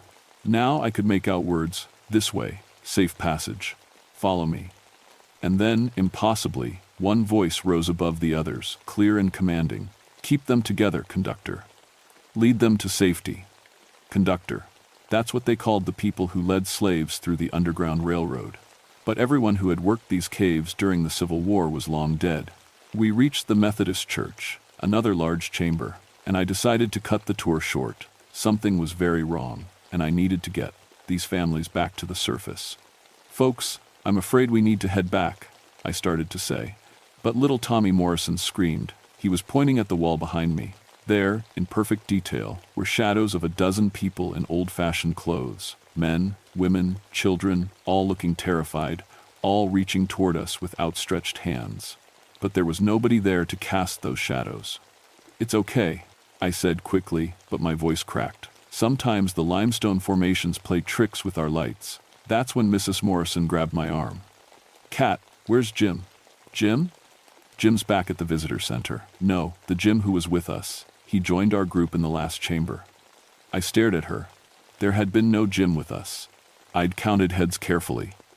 But now, as I looked around our group, I could have sworn there had been someone else. A tall man in dark clothes who'd been walking at the back of our group. A man whose shadow I'd seen on the wall, but who wasn't actually there. We're leaving.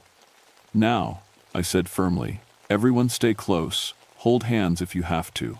Follow me, and don't look at the walls. But as we turned to go back the way we came, our flashlight beams revealed something impossible. The tunnel we'd entered through was gone. In its place was solid rock wall. We were trapped.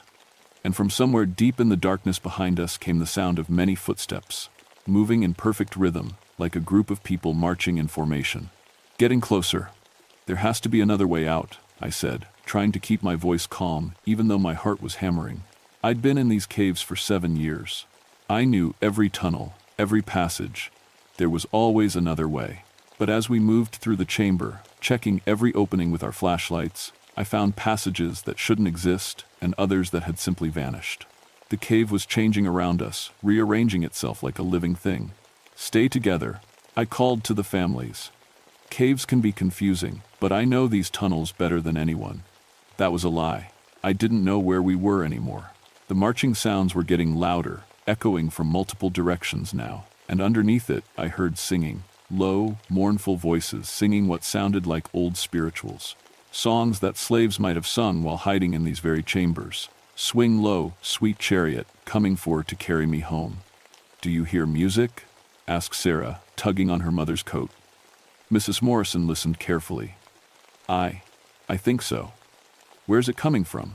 Before I could answer, Tommy Morrison pointed at the wall. Look, people. More shadows had appeared on the limestone walls. Not just a few this time, but dozens. Shadows of men, women, and children in old-fashioned clothes, moving in a long line like they were following a trail. Some carried bundles, others held children. All of them looked terrified and hopeful at the same time. And leading them was the shadow of a tall man in a conductor's hat. Underground Railroad, whispered Mr. Morrison, who taught history at the local high school. These caves were part of the Underground Railroad, but this is impossible. The shadow conductor turned toward us, and even though it was just a dark shape on the wall, I could feel it looking directly at me. Then it raised one arm and pointed deeper into the cave. This way, came a voice from everywhere and nowhere. Safe passage this way. Trust the conductor. No, I said firmly. We're not going anywhere. We're staying right here until... That's when I noticed our shadows on the opposite wall had started moving without us. My shadow stepped forward, even though I stood still. The shadows of the families began walking toward the wall where the shadow conductor waited. And as our shadows moved, I felt a horrible pulling sensation, like something was trying to drag my soul right out of my body. Fight it, I yelled. Don't let your shadows move. Think about staying in your own body. But little Emma was already walking forward, her eyes completely black, following her shadow toward the wall.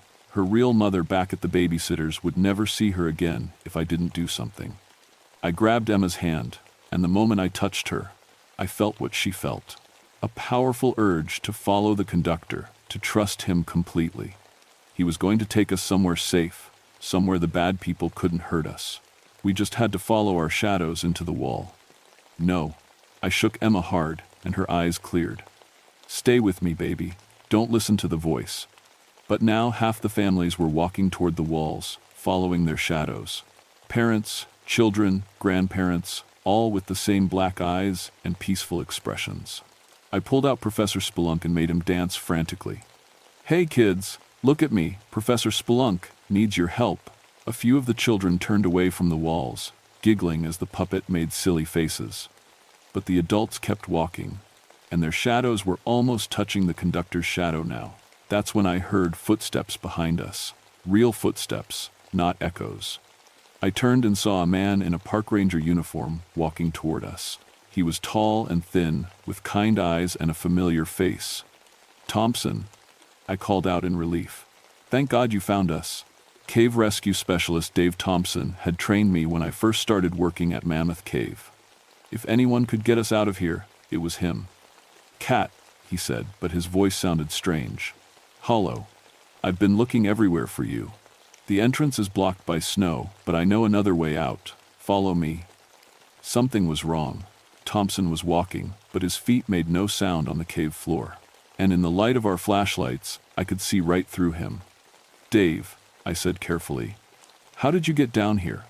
The tunnel was blocked. He smiled, and his teeth were too white in the darkness. Same way our passengers got down here during the war, same way they're going to get out. Underground railroads still running, Cat. Still helping people find safety. Behind him, I could see the shadows of escaped slaves moving along the walls, following the path deeper into the cave. And our families were still walking toward them, drawn by their own shadows, like fish on hooks. This isn't the Underground Railroad, I said. This is something else. Thompson's face changed then, and I realized it wasn't really him at all. Whatever was wearing his appearance looked confused, almost hurt. But I help people, it said in a voice that echoed with pain and longing. I guide them to freedom. I saved so many during the war, why won't these people trust me? The thing that looked like Thompson stepped closer, and I could smell something terrible, the scent of old earth and older fear. You have children with you. Children need protection. The world above is dangerous. Down here, they'll be safe forever. Safe forever meant dead. I realized that now. This thing had been leading people into the deepest parts of the cave for over a century, thinking it was helping them escape slavery. But slavery had ended. The war was over. And anyone who followed this shadow conductor would never see daylight again. I had to reach the families before their shadows pulled them completely into the walls. But as I stepped forward, my own shadow began moving again. And this time I felt the pulling much stronger. Like invisible hands grabbing at my soul, trying to tear me away from my body. Behind me, Emma started crying. Mom, Cat, I can't see you anymore. I turned around and saw the horrible truth. My shadow had moved so far from my body that I was becoming transparent, just like the thing pretending to be Thompson. If I lost my shadow completely, I'd become one of them. A conductor leading innocent people to their deaths, thinking I was saving them. The real fight was just beginning. I fought against the pull on my shadow, using every trick I'd learned in 7 years of cave safety. Focus on your breathing, stay grounded, don't panic. But this wasn't like being lost in a cave system. This was having my very self torn away piece by piece. Emma, I called out. Get my puppet bag, now. My daughter ran to where I'd dropped my supplies and pulled out all of Professor Spelunk's friends, Jenny the safety salamander, Bobby the bat, and Captain Carbide Light. Even as my shadow stretched further from my body, I knew what I had to do. The shadow conductor was still reaching toward our families, and half of them were almost at the wall where they would disappear forever. But this thing didn't understand what year it was.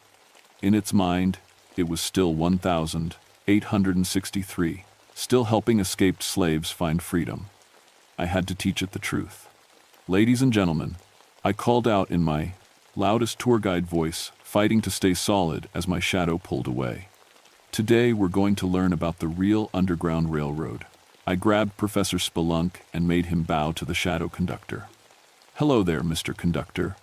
Professor Spelunk has some very important news for you. The shadow on the wall turned toward my puppet, and I felt the pulling sensation lessen slightly. It was listening. Tell me, Mr. Conductor. I made Professor Spelunk say, what year do you think it is? The shadow conductor's voice echoed from the walls. 1863. The war rages above. My passengers need safe passage to freedom. Oh my, said Professor Spelunk sadly. I'm afraid you've been down here a very long time. The war ended in 1865. Slavery was abolished. The people you're trying to help are free now. No, the voice said, full of pain and confusion. I can feel their fear. I can smell their desperation. They need me to guide them. That's not slaves you're sensing, I said, dropping the puppet voice and speaking directly. That's families on vacation, children learning about history. The fear you smell is their fear of you. The conductor's shadow seemed to waver, becoming less solid. But the children, they need protection. They need to go home to their own families, I said firmly. Look around you, really look. I turned to the families who were still conscious. Kids, can you help me show the conductor what year it is? Tell him about your homes, your schools, your toys. Tommy Morrison, still fighting the pull of his shadow, managed to speak. I go to Jefferson Elementary. My teacher is Mrs. Miller. We're learning about dinosaurs and space shuttles and computers. Space shuttles? The conductor's voice was uncertain now. Little Sarah added, "My dad works at a factory that makes cars. Mom says we might get a new Nintendo for Christmas." The shadows on the wall began to flicker and fade as the conductor struggled to understand. Cars, computers, Nintendo. These weren't words from his time. "But if the slaves are free," he said, his voice breaking with a century of pain, "then my mission, what have I been doing?" 2020, in 2020, the horrible truth was sinking in. For over 100 years, this spirit had been leading innocent people to their deaths, thinking he was saving them from slavery. Tour groups, researchers, spelunkers, anyone who reminded him of the desperate families he'd once helped escape. "You were trying to help," I said gently, even as I felt my shadow being pulled further away. "But the help isn't needed anymore. Your job is done. You can rest now." "No." The conductor's voice exploded through the cave, and suddenly all the shadows on the walls began moving frantically. Shadows of all his victims over the years, hundreds of people who had followed him into the deepest parts of the cave. "I can't leave them. I'm their conductor. I have to keep them safe." The families who were still conscious screamed as their shadows were yanked violently toward the walls. This time, there was no fighting it. I felt my own shadow tear completely away from my body, and suddenly I was standing beside the conductor, no longer solid, no longer alive. But I still had Professor Spelunk in my ghostly hands. "Mr. Conductor," the puppet said in my voice, "do you know what the best conductors do when they reach the end of the line?" The shadow conductor turned to me, his face finally becoming clear. He was young, maybe 25, with kind eyes full of terrible sadness. A man who had dedicated his life to helping others and had become trapped by his own good intentions. "They let their passengers go home," I said.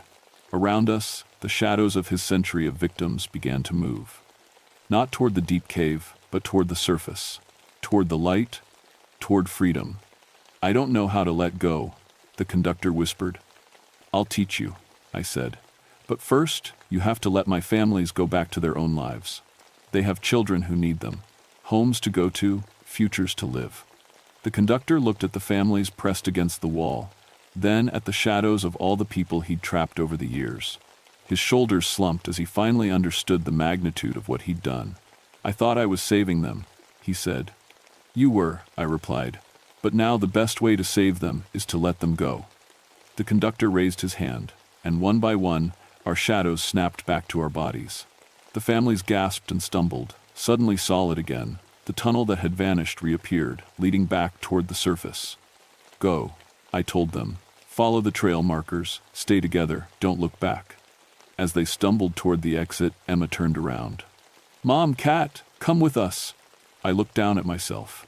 I was still transparent, still caught between worlds. The conductor had let them go, but I had given up too much of myself to save them. "I'll be right behind you," I lied. "Go."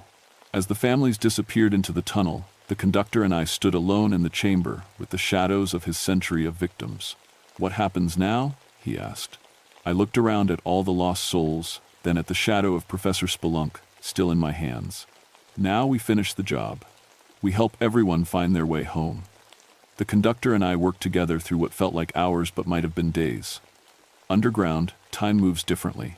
We guided the shadows of his victims, tourists from the 1,950 seconds, researchers from the 1,970 seconds, families from the 1,980 seconds, back through the cave system toward the light.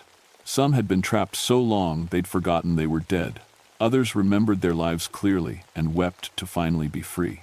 Each one thanked the conductor before dissolving into peaceful light, and each farewell made him a little more transparent, a little more ready to let go of his century-long vigil. "I can see the entrance," said the shadow of a little girl from 1,967. "I can see my mama waiting for me." As she faded into light, the conductor smiled for the first time since I'd met him. "She's safe now," he said. "They're all safe."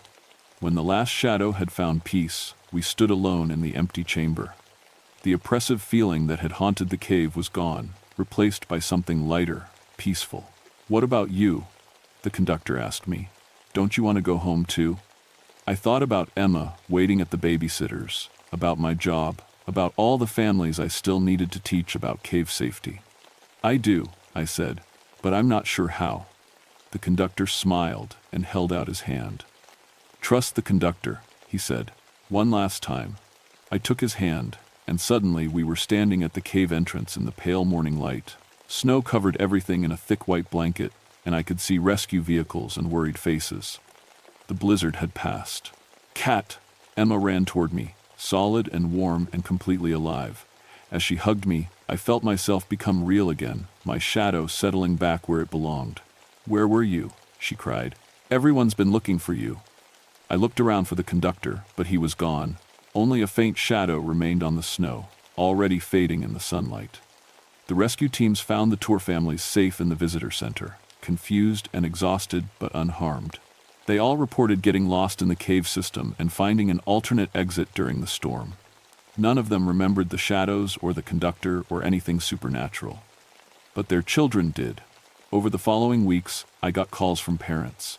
Their kids were drawing pictures of underground shadows and asking questions about the Underground Railroad. They wanted to know more about the sad man who helped people and why he couldn't come home with them. I started a new educational program about the real Underground Railroad, teaching kids about the brave people who risked everything to help others find freedom. I told them about conductors like Harriet Tubman and the many unnamed heroes who guided escapes through places like Mammoth Cave. I never mentioned the shadow conductor directly, but somehow the children understood that his story was part of the larger story, that sometimes people who try to help can get lost in their mission, and sometimes the greatest courage is knowing when to let go. The cave system was closed for geological surveys for 3 months. When it reopened, new safety protocols were in place, and tours stayed strictly to the most well-traveled passages. The deeper chambers where we'd encountered the conductor were sealed off permanently, but sometimes, late at night when I'm giving the last tour of the day, I catch glimpses of shadows that move independently of their sources. Not threatening shadows, just reminders that some stories don't end, they just find new ways to continue. Emma still comes on my tours sometimes, and she always brings Professor Spelunk with her. The kids love when she helps with the puppet shows, especially the new one we developed about helping lost travelers find their way home. And every December, when families come for our holiday programs, I make sure to tell them the most important cave safety rule of all. Stick together, follow the marked paths, and remember that the best way to help someone is sometimes simply to listen to what they really need. The conductor taught me that, in the end, what he needed wasn't to keep saving people. It was to know that his work had mattered, that freedom had been won, and that it was okay to rest. Sometimes I wonder if there are other conductors out there, in other caves and forgotten places, still trying to lead people to safety long after the danger has passed. I hope they find their way home eventually. I hope they all find peace. But just in case they don't, I keep my puppet bag ready and my flashlight charged. Because you never know when someone might need a good storyteller to help them understand that their journey is finally over. The cave keeps its secrets, but some secrets are meant to be shared. Some shadows need light to find their rest. And some conductors need to learn that the most important stop on any railroad is the one where passengers get to go home.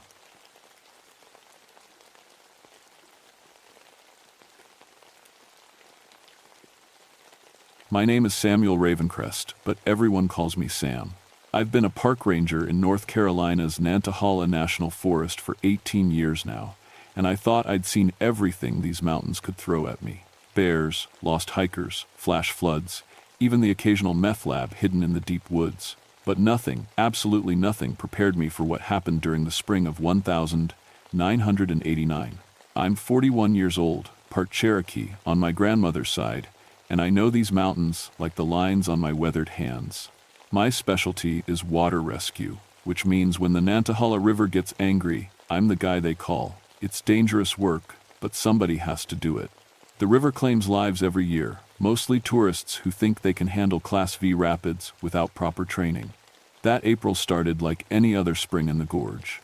The snowmelt from the higher peaks was heavy that year, the heaviest I'd ever seen.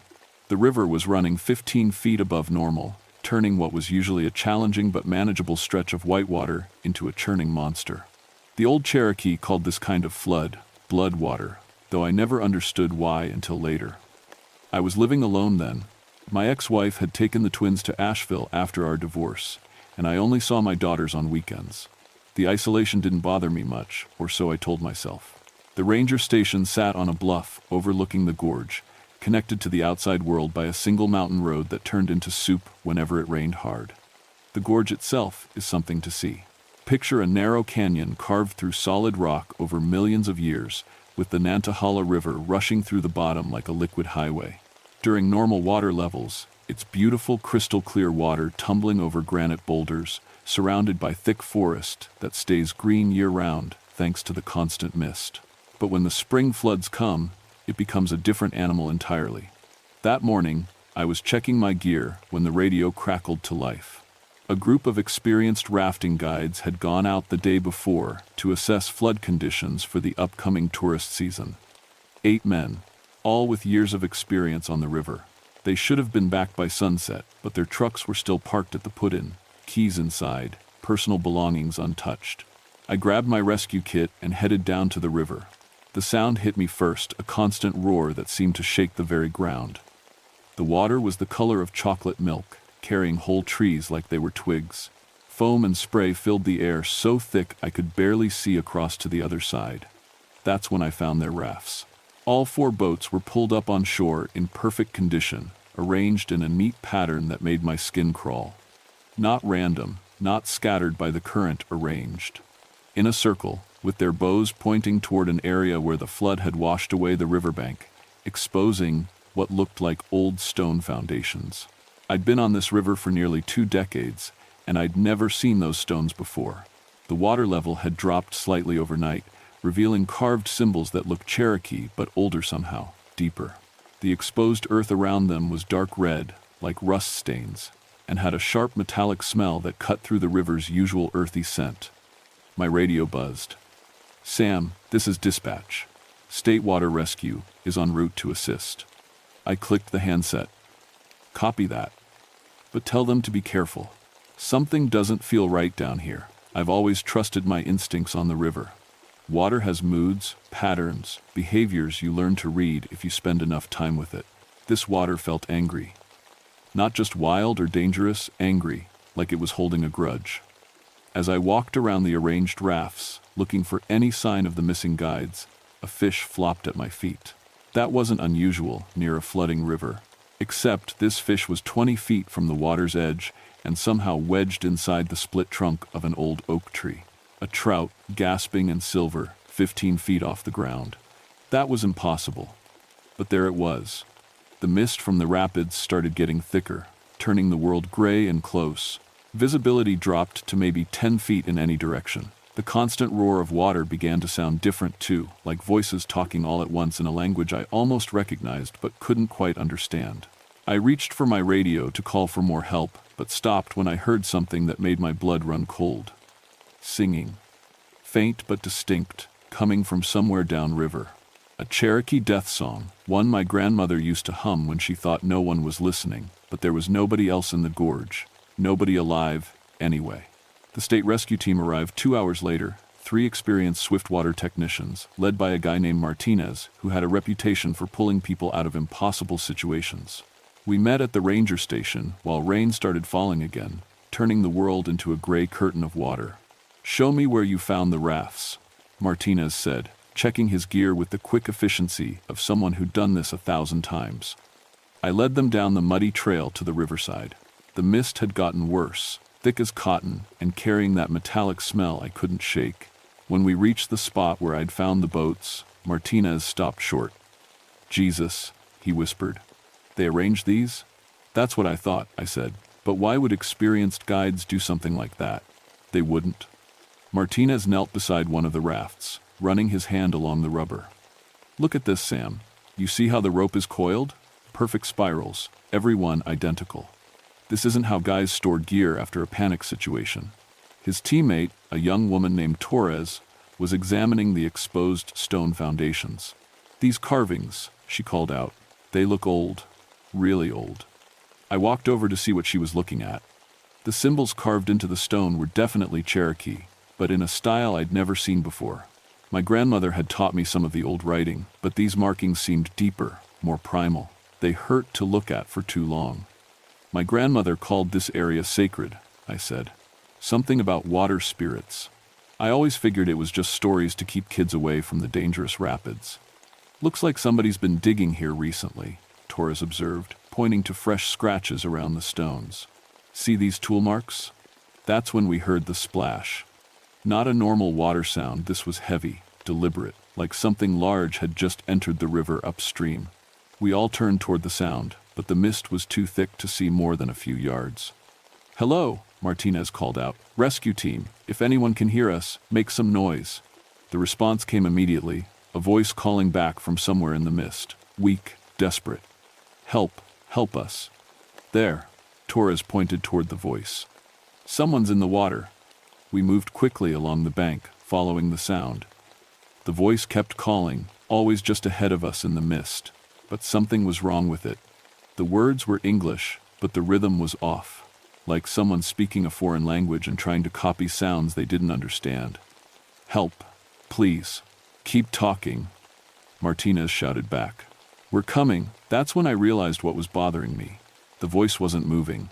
In a river running this fast, anything in the water should be swept downstream in seconds. But the calls were coming from the exact same spot, as if someone was standing still in 25-mile-per-hour current. "Wait," I said, grabbing Martinez's arm. "Something's not right." The voice called again, closer now. "Help. Us." "Sam?" My blood turned to ice water. The voice knew my name. "How does he know your name?" Torres whispered. I didn't answer because I couldn't. We hadn't announced ourselves, and I wasn't wearing any name tags. But somehow, something in that mist knew exactly who I was. The fog shifted, and for just a moment, we saw him. A man was standing waist-deep in the raging current, arms outstretched toward us. But he wasn't fighting the water, he was perfectly still, like he was standing on solid ground instead of in a flood that should have swept him away instantly. His clothes were dark, plastered to his body, and his face was wrong. The features were human, but arranged slightly off, like a photograph that had been torn up and put back together by someone who had never seen a person before. And his eyes weren't looking at us, they were looking through us, focusing on something behind us we couldn't see. "Jesus Christ," Martinez breathed. The figure raised one arm, pointing directly at me, and opened its mouth. Water poured out instead of words, not like someone drowning, but like a pitcher being emptied.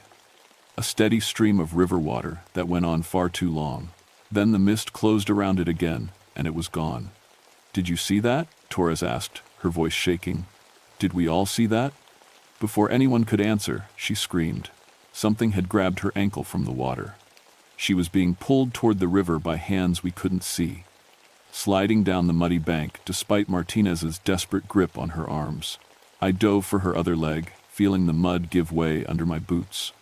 For a few seconds, we had her, but whatever was pulling had incredible strength, not just strong, but impossibly strong. Torres was being dragged into the current by something that could overcome 3 grown adults working together. "The knife!" Martinez yelled. "Cut whatever's holding her."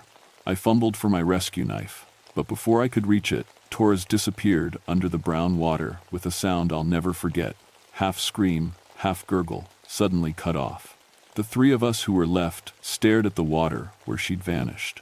The river kept roaring, indifferent to what had just happened. But now I could swear I heard laughter mixed in with the sound of the current. Low, bubbling laughter that seemed to come from everywhere at once. We called for backup immediately, but the mountain roads were washing out faster than crews could clear them. The storm that had been threatening all morning finally hit with full force, turning the trail back to the ranger station into a muddy waterslide. We were trapped in the gorge until the weather cleared. Martinez and his remaining teammate, a quiet guy named Peterson, set up their equipment on higher ground while I tried to raise anyone on the radio. Static filled the airwaves, broken occasionally by fragments of voices speaking in that same strange rhythm we'd heard from the figure in the mist. "Sam," Martinez called from where he was assembling a throw rope system. "You need to see this." I splashed through ankle-deep water to where he stood. He was pointing at the river, where something large was moving just under the surface. Not fighting the current like debris would, but moving deliberately upstream against the flow. "What do you think it is?" Peterson asked. Before I could answer, the thing breached the surface. It was Torres, or what had been Torres. She floated upright in the water, her rescue gear still intact, her eyes wide open and staring directly at us. But she wasn't breathing, wasn't struggling, wasn't doing anything human beings do when they're drowning. She was just standing there in the middle of a raging flood, perfectly balanced, perfectly still. "Torres!" Martinez shouted. "Can you hear me?" Her mouth opened, and that same stream of water poured out, along with words that weren't quite right. "Come into the water, Sam." This time, she was definitely talking to me specifically. "Why does it keep using your name?" Peterson whispered. I was starting to get an idea about that, and I didn't like it one bit. My grandmother's stories weren't just bedtime tales to keep kids away from the river. They were warnings about something real. Something that had been sleeping under these waters for a very long time. The exposed stone foundations weren't Cherokee construction sites. They were graves. And the recent excavation marks Torres had noticed meant someone had been digging in a place that should never be disturbed. As if responding to my thoughts, more figures began emerging from the water. All the missing rafting guides, standing in perfect formation across the width of the river. 8 experienced outdoorsmen, all floating upright in impossible currents, all staring at me with those wrong, water-filled eyes. "This is impossible," Martinez muttered, but his voice lacked conviction. After what we'd seen, impossible was becoming relative. The figures began to move, wading through the flood toward shore with slow, deliberate steps. The water seemed to part around them, flowing around their bodies, instead of carrying them away. As they got closer, I could see they weren't quite right either. Their proportions were slightly off, like their bones had been rearranged by something that understood human anatomy but had never been human itself. "We need to get out of here," Peterson said, backing toward higher ground. "Right now." But, as we turned to climb back up the muddy slope, we found our path blocked. More figures were emerging from the forest people I'd seen around the area over the years.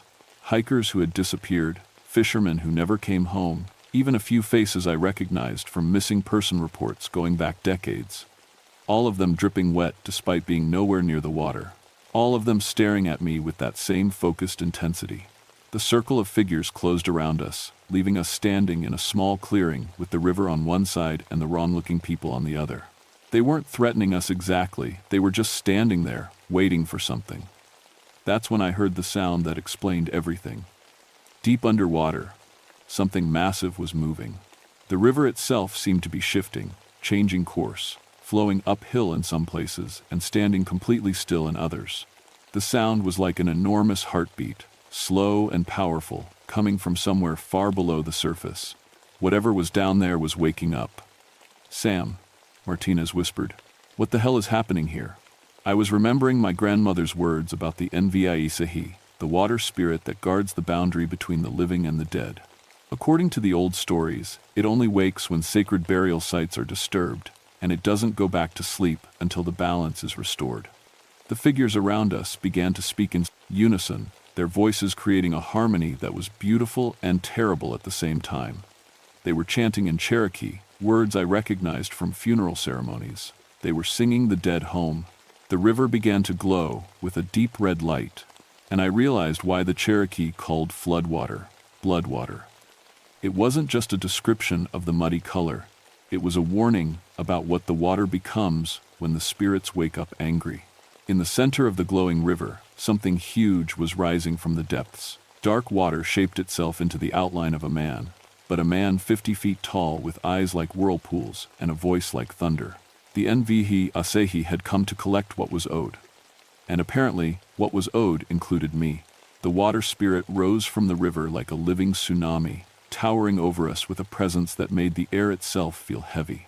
Its voice, when it spoke, came from everywhere at once, the rapids, the rain, even the moisture in our lungs. "Samuel Ravencrest," it said, pronouncing my name with perfect Cherokee inflection. "Descendant of the people, you know why I wake." The figures surrounding us, Torres, the missing rafters, all the others turned their attention to the massive spirit as if waiting for orders. But their eyes kept drifting back to me, and I was beginning to understand why. "The graves," I said, my voice barely audible over the roar of displaced water. "Someone disturbed the burial ground." "Your people," the spirit replied. "They dug where they should not dig. They took what should not be taken. The balance is broken." Martinez grabbed my arm. "What's it talking about? What people?" I closed my eyes, remembering conversations with my ex-wife about selling some of our land near the river to developers. Property that included areas my grandmother had always insisted were sacred, land where new vacation cabins were being built right now, with foundations that required deep excavation into ground that hadn't been touched for centuries. The construction project, I whispered. They're building right on top of the burial sites. The water spirit's form shifted, becoming more solid, more defined. I could see Cherokee burial ornaments incorporated into its shape, pottery shards, carved bones, ceremonial stones that had been scattered by bulldozers and buried under concrete. The dead cannot rest while their bones lie beneath the homes of strangers, the spirit said. They call to me from beneath wood and stone. They demand justice. But why these people? I gestured toward the circle of wrong-looking figures. They didn't disturb anything. The water claims what the water needs, it replied. Souls to replace souls, life to balance life. Until the graves are restored, the river keeps what it takes. That's when I understood the true horror of our situation. The spirit wasn't randomly killing people, it was collecting souls to stand guard over the disturbed graves until they could be properly restored. Taurus, the rafters, all the missing people, over the years they were being held in a kind of supernatural custody, kept between life and death until the spiritual balance could be fixed. And I was the key to fixing it. You carry the blood, the spirit said, its massive face turning toward me. You speak for the people. You can restore what was broken. How? I asked, though part of me already knew the answer. Return the bones to sacred ground. Speak the words of restoration. Accept the responsibility of guardian. The alternative, though unspoken, was clear. If I couldn't or wouldn't fix the situation, the spirit would keep taking souls. The river would claim every person who entered its domain until someone made things right. But there was a problem. The construction project was owned by a development company with contracts worth millions of dollars. Even if I could prove the area was a sacred burial ground, legal battles could take years. And in the meantime, more people would disappear into the water. Unless I found another way. I looked at the figures surrounding us, dozens of people held in limbo between life and death. Then I looked at Martinez and Peterson, who were staring at the massive water spirit with expressions of pure terror. There's another option, I said to the spirit, a temporary solution. Its whirlpool eyes focused on me with crushing intensity. The graves need guardians until they can be properly restored. I continued. What if I stayed? What if I took responsibility for protecting this place until the legal issues are resolved? Sam, what are you saying? Martinez whispered. I was saying that sometimes the only way to save everyone else is to sacrifice yourself. But I was also thinking about my daughters, growing up without their father, thinking about all the people who would die if this situation continued. A willing guardian, the spirit mused. One who chooses the responsibility. This would satisfy the balance. But only temporarily, I insisted, until the graves can be properly restored and protected by law. The massive figure was silent for a long moment, and I could feel it weighing my offer against its ancient obligations. Finally, it nodded. The willing guardian may speak for the dead. But if you fail in your duty, if the graves remain disturbed, you join the others in the water. I looked at Martinez and Peterson. Get out of here, both of you. Tell them the area is too dangerous for rescue operations until further notice. We're not leaving you, Martinez said. Yes, you are, I replied. Because if you don't, you'll end up like Torres and the others, and then no one will know what really happened here. The spirit raised one massive arm, and the river began to recede. The figures around us, all the captured souls, started walking back toward the water with slow, mechanical movements. The guardian chooses, the spirit said. The compact is sealed.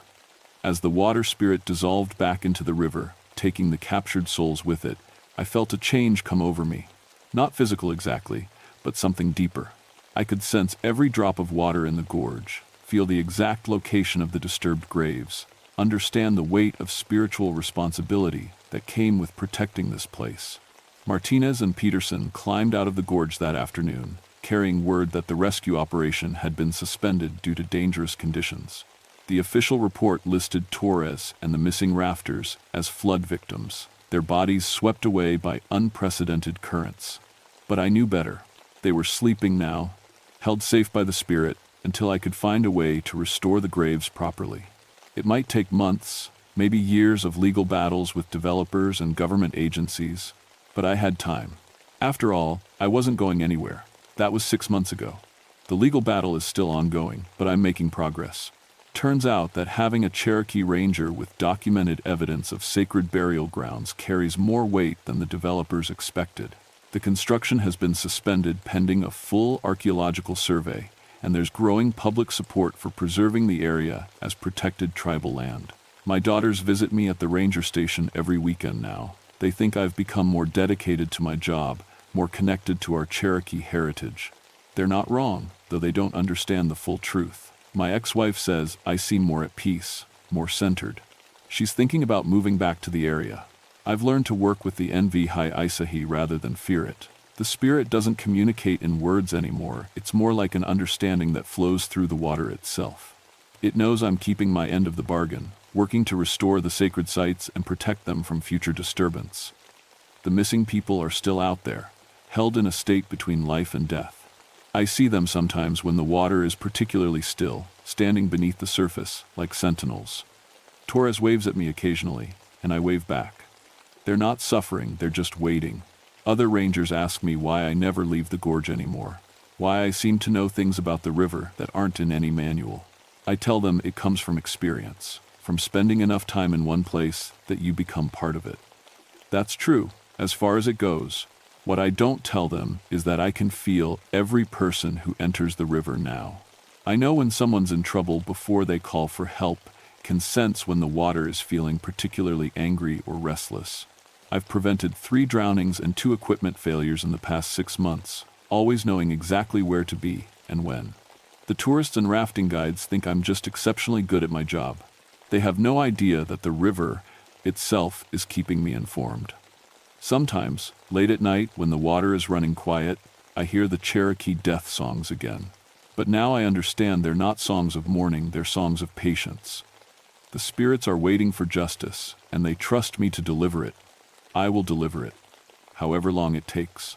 The blood tide still rises every spring when the snowmelt comes down from the peaks, but now it runs clear instead of red, because the balance is being maintained.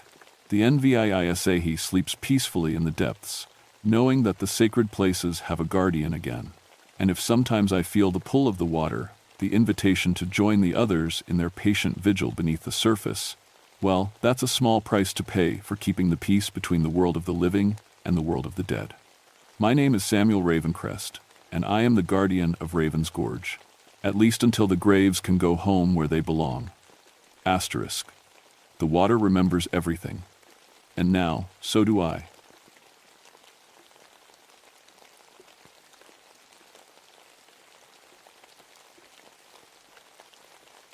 My name is Benjamin Stormwright, but everyone calls me Ben. I've been a park ranger for 14 years now, working the Lookout Mountain area where Georgia meets Tennessee. Before this job, I was a psychology professor, studying memory disorders and trauma. Seemed like important work back then. Now I'm not so sure. I took this ranger job after coming back from Vietnam. The nightmares were bad, and the classroom felt too small, too closed in. Out here in the mountains, with all this space and quiet, I could breathe again. Or so I thought. It was November 1995, right around the anniversary of the Battle of Chickamauga. That's a Civil War battle that happened here in 1863. Lots of folks don't know this, but Chickamauga had more soldiers go crazy than any other battle in the war.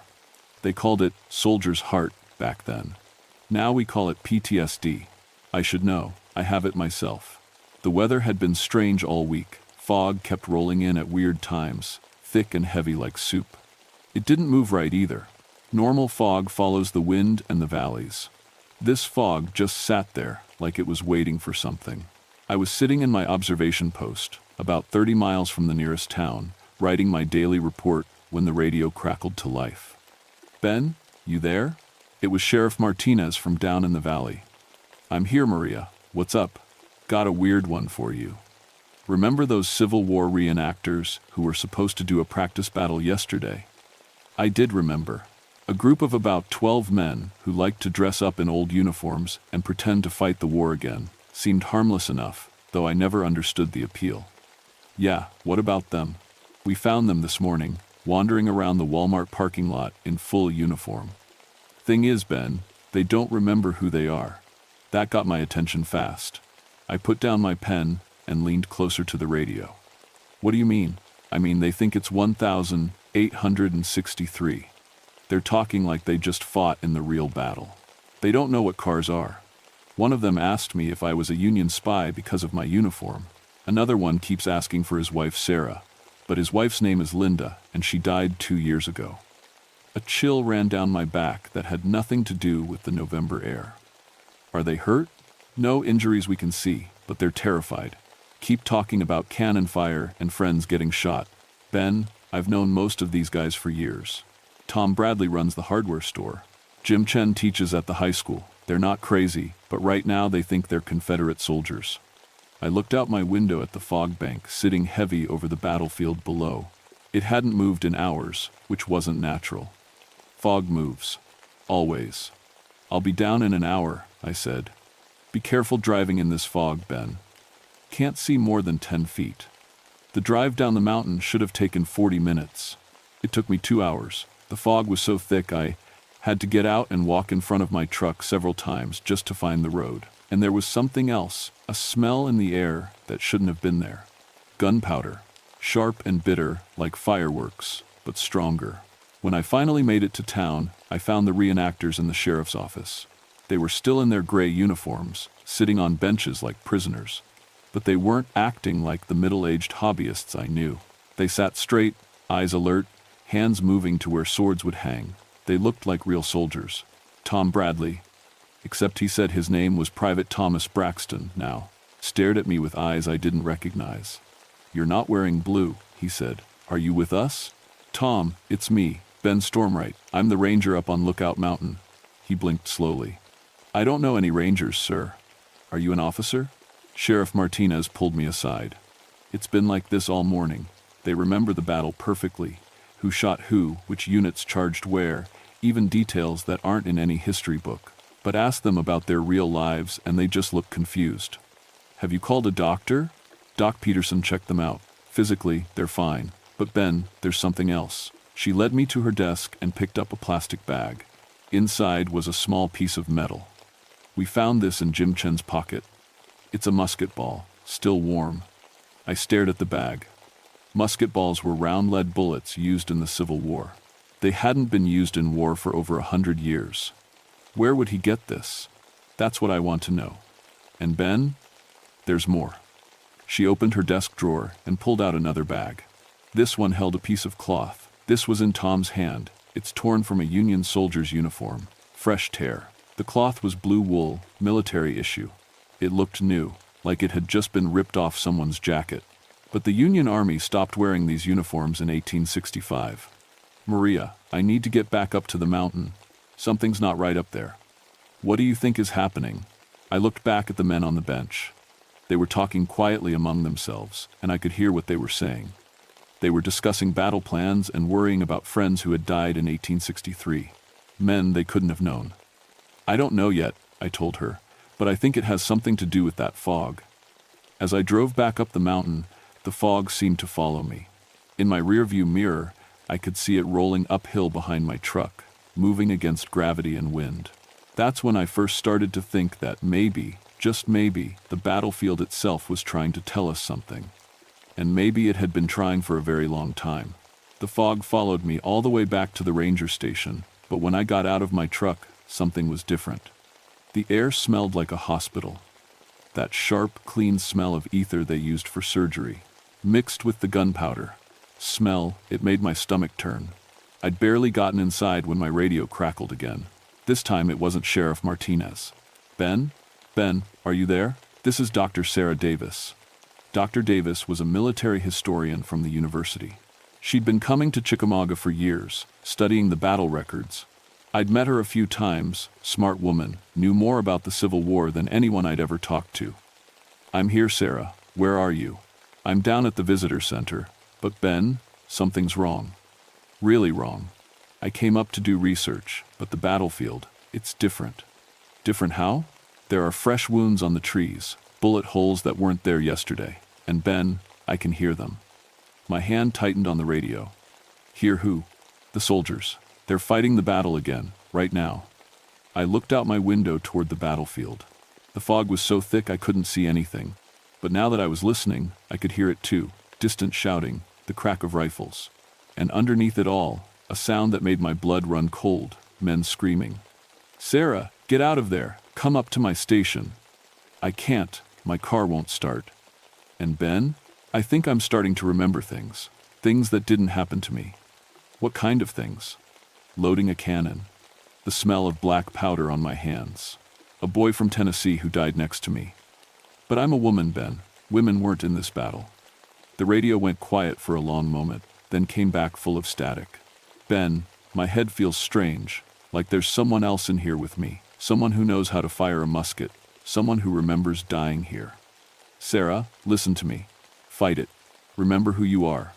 You're Dr. Sarah Davis. You teach history. You drive a blue Honda Civic. Blue Honda. No, I ride a horse. A mare named Belle. My unit is the 15th Alabama Infantry. We're supposed to hold this hill until... The radio went dead. I grabbed my flashlight and headed out into the fog. The visitor center was only half a mile down the trail, but in this fog it might as well have been on the moon. Every step felt like walking into cotton, and the sounds of battle were getting louder. As I walked, I started seeing things in the fog. Shadows moving wrong, too tall or too short to be trees. Once, I could swear I saw the outline of a man in uniform running past me, but when I turned my flashlight that way, nothing was there. The worst part was the ground. It felt wrong under my feet. Soft in places where it should be hard, like the earth was fresh turned, like there were new graves. I found Dr. Davis sitting on a bench outside the visitor center. She was staring straight ahead into the fog, and when I got closer, I could see she was crying. Sarah? She looked up at me, and her eyes were different. Older. Sadder. Yankee, she said in a voice that wasn't quite her own. Are you here to surrender? Sarah, it's Ben, the park ranger. You called me on the radio. She blinked slowly, and for a moment her normal expression came back. Ben? Oh God, Ben, there's someone else in my head. He's so scared. He's just a boy, really. 19 years old. He's from a farm in Alabama, and he misses his mother. Then her face changed again, became someone else. I want to go home, she said in a young man's voice. I want to see Mama again. We shouldn't have come here. This place is cursed. Who are you? I asked, feeling ridiculous for talking to whatever was speaking through Sarah. Private Johnny Whitman, 15th Alabama. Sir, I think I'm dying. There's blood everywhere, and I can't feel my legs. I looked down. Sarah's legs were fine, but she was looking at them like they were covered in blood. Blood I couldn't see. Johnny, you're not dying. This is 1,995, not 1,863. The battle is over. Over? The voice sounded confused. But we were just... The Yankees were charging our line. Captain Morrison told us to hold our ground. The battle ended a long time ago, Johnny. You can rest now. Sarah's body relaxed for a moment, and when she looked at me again, it was with her own eyes. He's gone, she whispered. But Ben, there are more of them, hundreds of them. They're all here, all the soldiers who died. They're trying to find bodies to finish the battle in. That's when I heard the footsteps. Heavy boots, on soft ground, coming closer through the fog.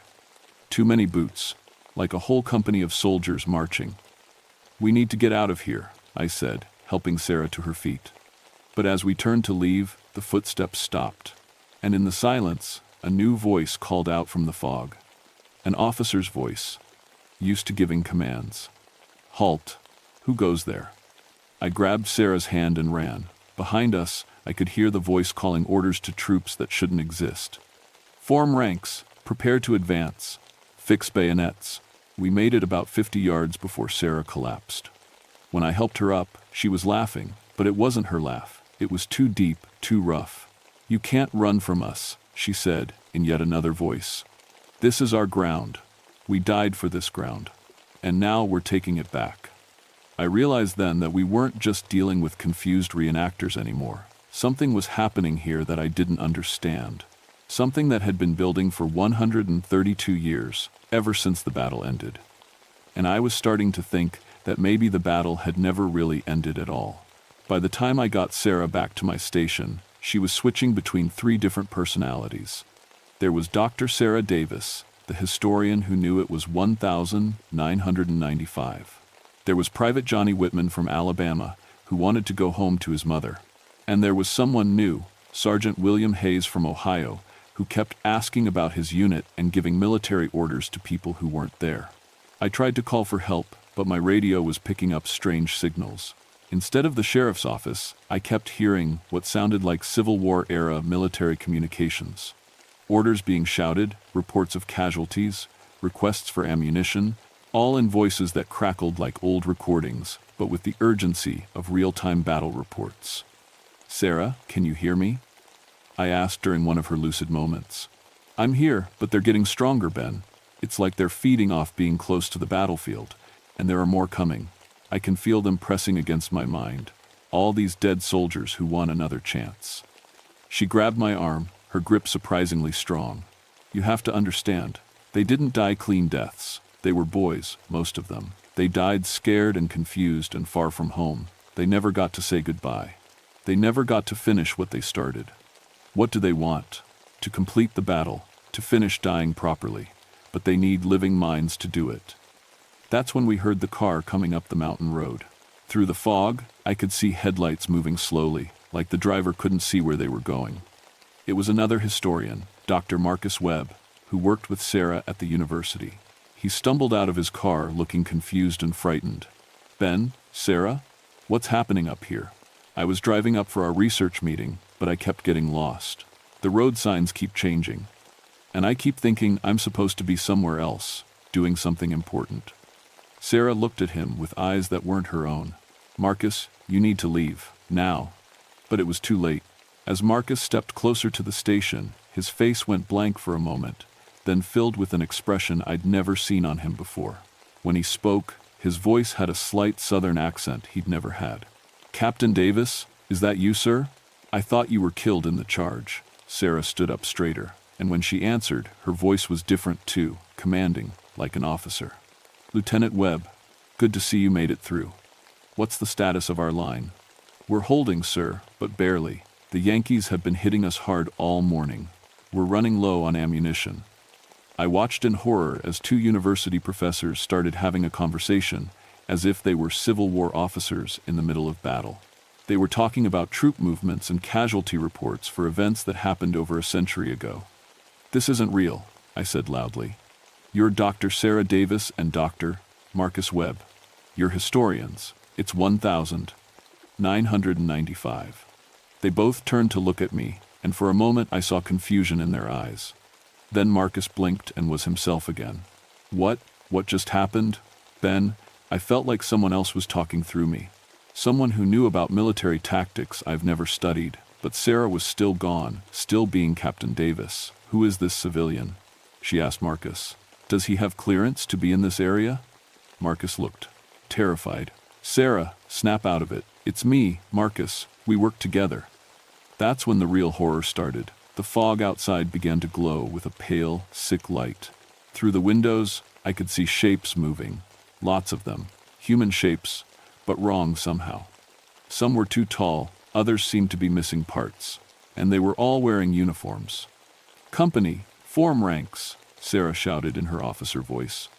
"Prepare to receive cavalry." The shapes in the fog responded to her command. They began forming into organized lines, like real soldiers following orders. But these weren't real soldiers. These were something else, something that had been waiting in the fog for 132 years. Marcus grabbed my arm. "Ben, we have to get out of here. Sarah's calling them up somehow. She's giving orders to the dead." But when we tried to leave, we found the door wouldn't open, not because it was stuck, but because every time we touched the handle, our hands would freeze, and we'd forget what we were trying to do. Like the station itself didn't want us to leave. "Forward march," Sarah commanded, and through the window I could see the ghostly army beginning to move. They were marching straight toward us. Marcus collapsed into a chair, his face pale. I can feel them trying to get into my head. There's a Confederate major named Peterson who wants to use my body to lead a charge. He's showing me memories of his home in Virginia, his wife, his children, God, Ben. He misses them so much. Fight it? I told him, but I could feel something pressing at my own mind too. A Union corporal named Tom Sullivan who was angry about dying so far from Boston. He wanted to finish the fight, to make the rebels pay for killing his friends. The temperature in the station dropped 20 degrees in as many seconds. Our breath came out in clouds, and frost began forming on the windows. Through the frost, I could see the dead army getting closer. Sarah spun around to face us, but her eyes were completely different now, older, colder, filled with the authority of someone who'd commanded men in battle. "Gentlemen," she said in a voice that belonged to someone who died in 1863, "welcome to the Battle of Chickamauga. You have the honor of serving in the final assault, the one that will settle this war once and for all." Marcus stood up, but it wasn't Marcus anymore. His whole posture had changed, become military and formal. "Yes, sir, my men are ready." I realized with growing terror that I was the only one left who remembered the real world.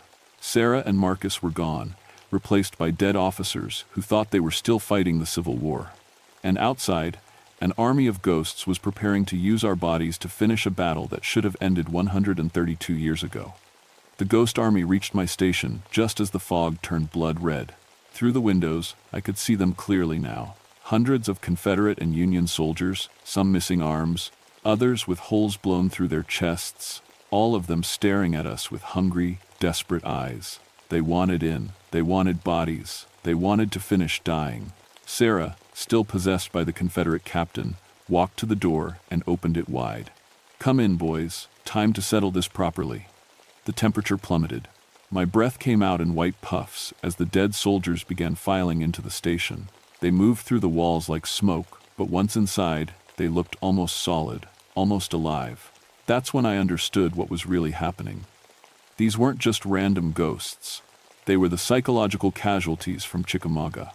The soldiers who'd broken under the stress of battle, who'd lost their minds before they lost their lives. They'd been trapped here ever since, reliving their trauma over and over, trying to make sense of what happened to them. "You're suffering from soldier's heart?"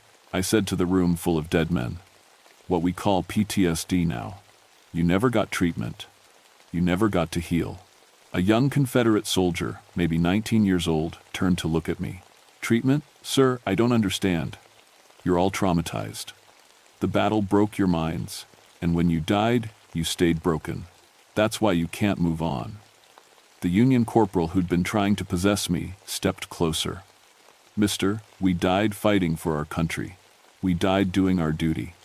"No," I said, my psychology training finally clicking into place. "You died scared and confused and far from home. You died thinking you failed. You've been carrying that trauma for 132 years.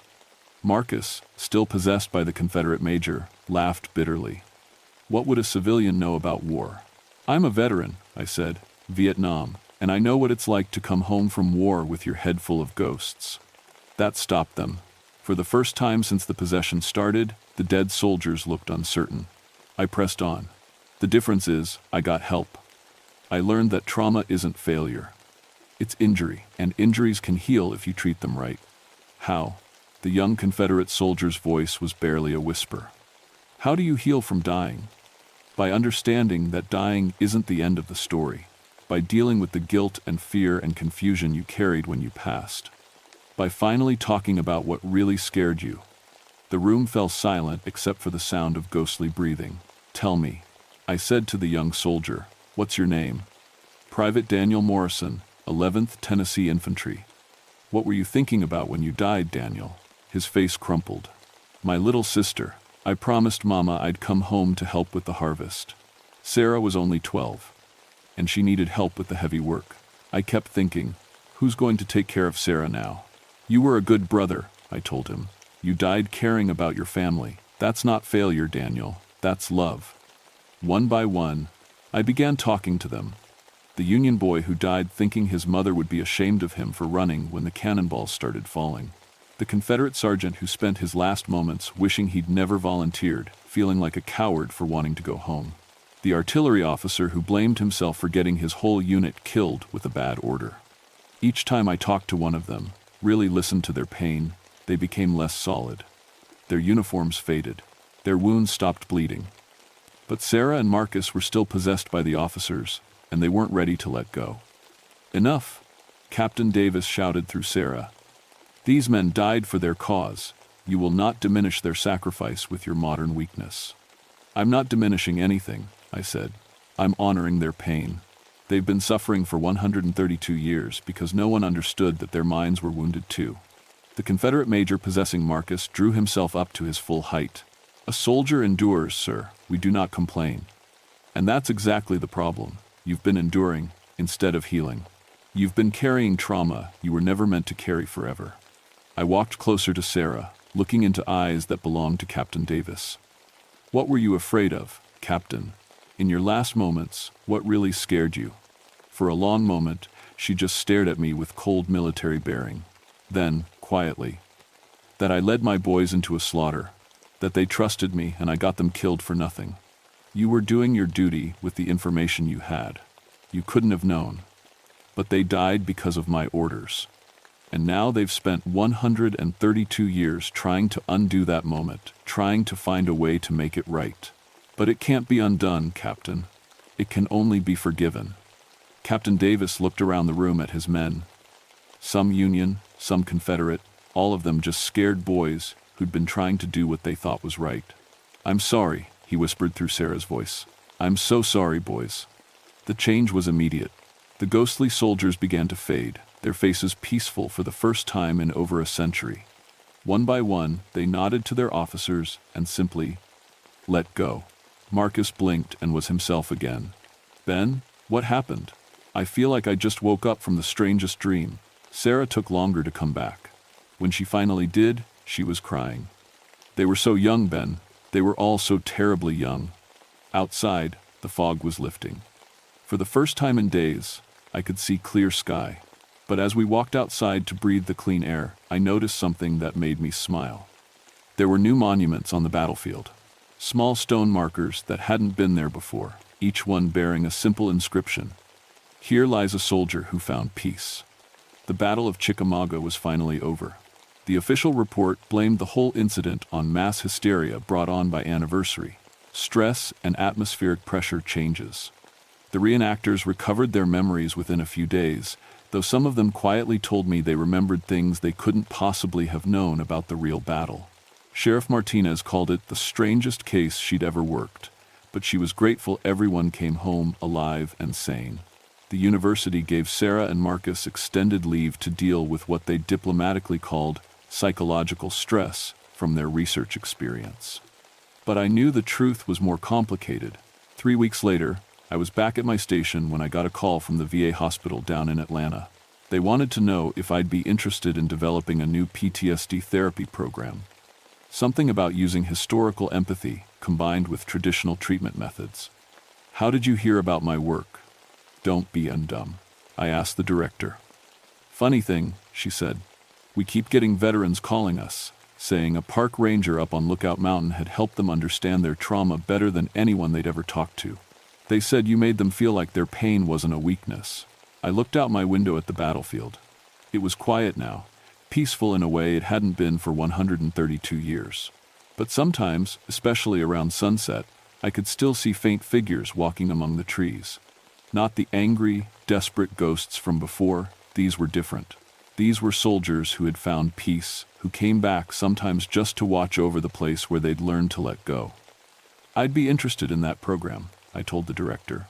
"Good, because we have about 300 Vietnam vets on our waiting list, and most of them specifically asked for you." That's how I ended up back in the teaching business, in a way. But now I teach healing instead of just studying trauma. I help people understand that being wounded, in body or mind, doesn't make you broken. It just means you need time and care to get better. The Chickamauga battlefield is different now. The Park Service noticed the change too. Visitor reports of strange feelings or unexplained sadness dropped to almost nothing. Tourists say the place feels peaceful now, contemplative rather than disturbing. But I know the real reason for the change. We built a small memorial near the visitor center, dedicated to all soldiers who carried invisible wounds. It doesn't explain what really happened here, but it doesn't need to. The people who visit understand. Sometimes I get calls from other parks, other battlefields where the reported incidents are starting to sound familiar. Gettysburg, Antietam, Shiloh, places where too many young men died with too much pain in their hearts. I always take those calls. Because I've learned something important in these mountains. The past isn't really past until we help it find peace. And sometimes, the dead just need someone to listen to their pain and tell them it's okay to finally let it go. The Battle of Chickamauga ended on the 20th of September, 1863. But the healing? That's still going on. And I'm proud to be part of it.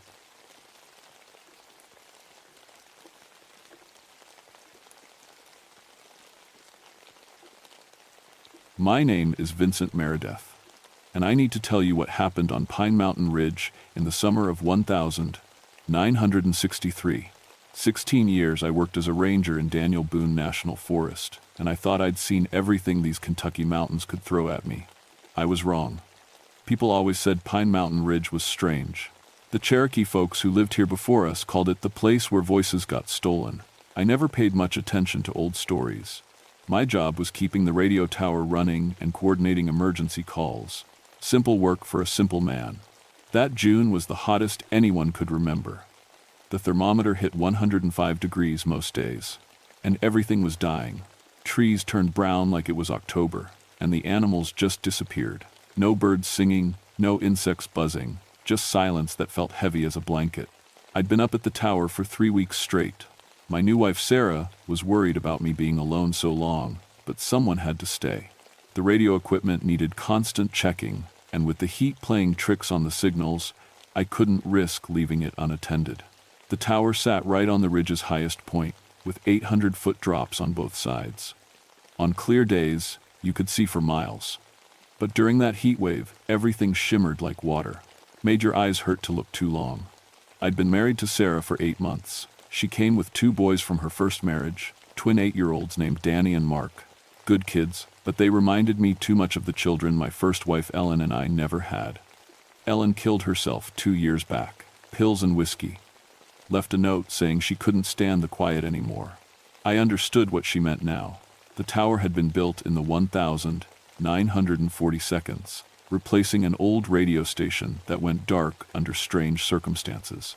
The record said 3 operators died within a year, all from what the coroner called self-inflicted trauma. I found their old equipment in the basement, tubes blown out, wires melted like someone had run too much power through them. My job was keeping people connected.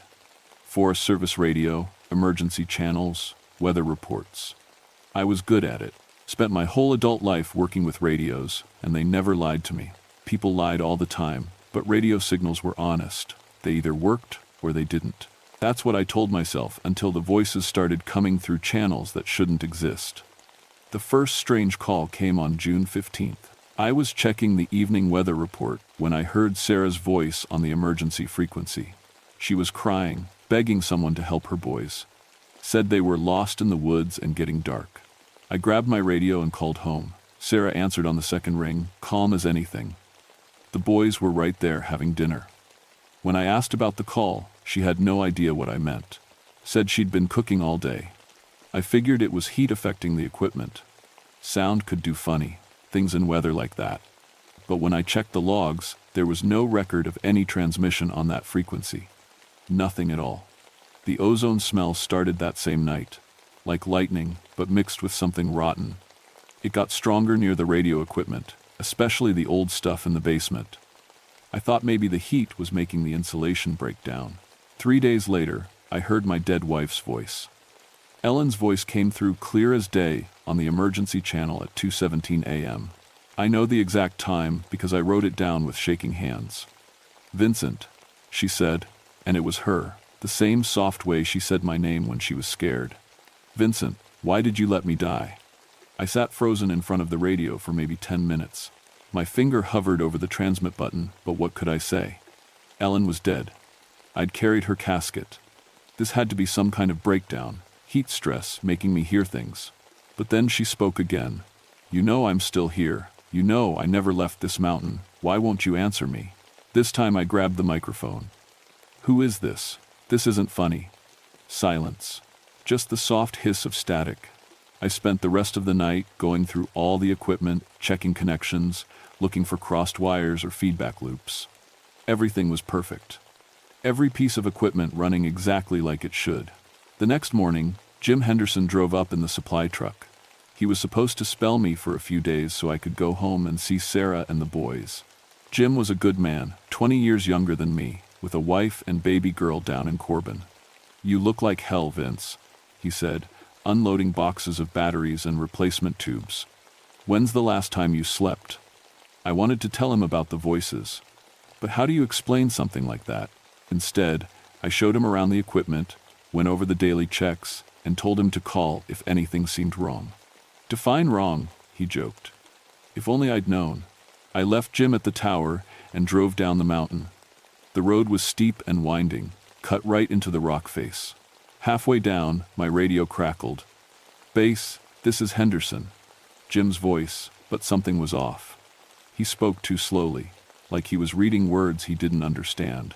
"Go ahead, Jim. Just wanted to let you know I'm settling in fine. Found some interesting equipment down in the basement. Looks like someone left it on." My blood went cold. I'd specifically told Jim to stay out of the basement. The old equipment down there wasn't connected to anything. "Jim, stay away from that stuff. It's not safe." "Oh, I think it's working better than you know. The voices down here are much clearer." The radio went dead. I turned the truck around and floored it back up the mountain. The engine overheated twice, steam pouring from under the hood, but I kept driving. Something was very wrong. I found Jim in the main radio room, sitting perfectly still in front of the equipment.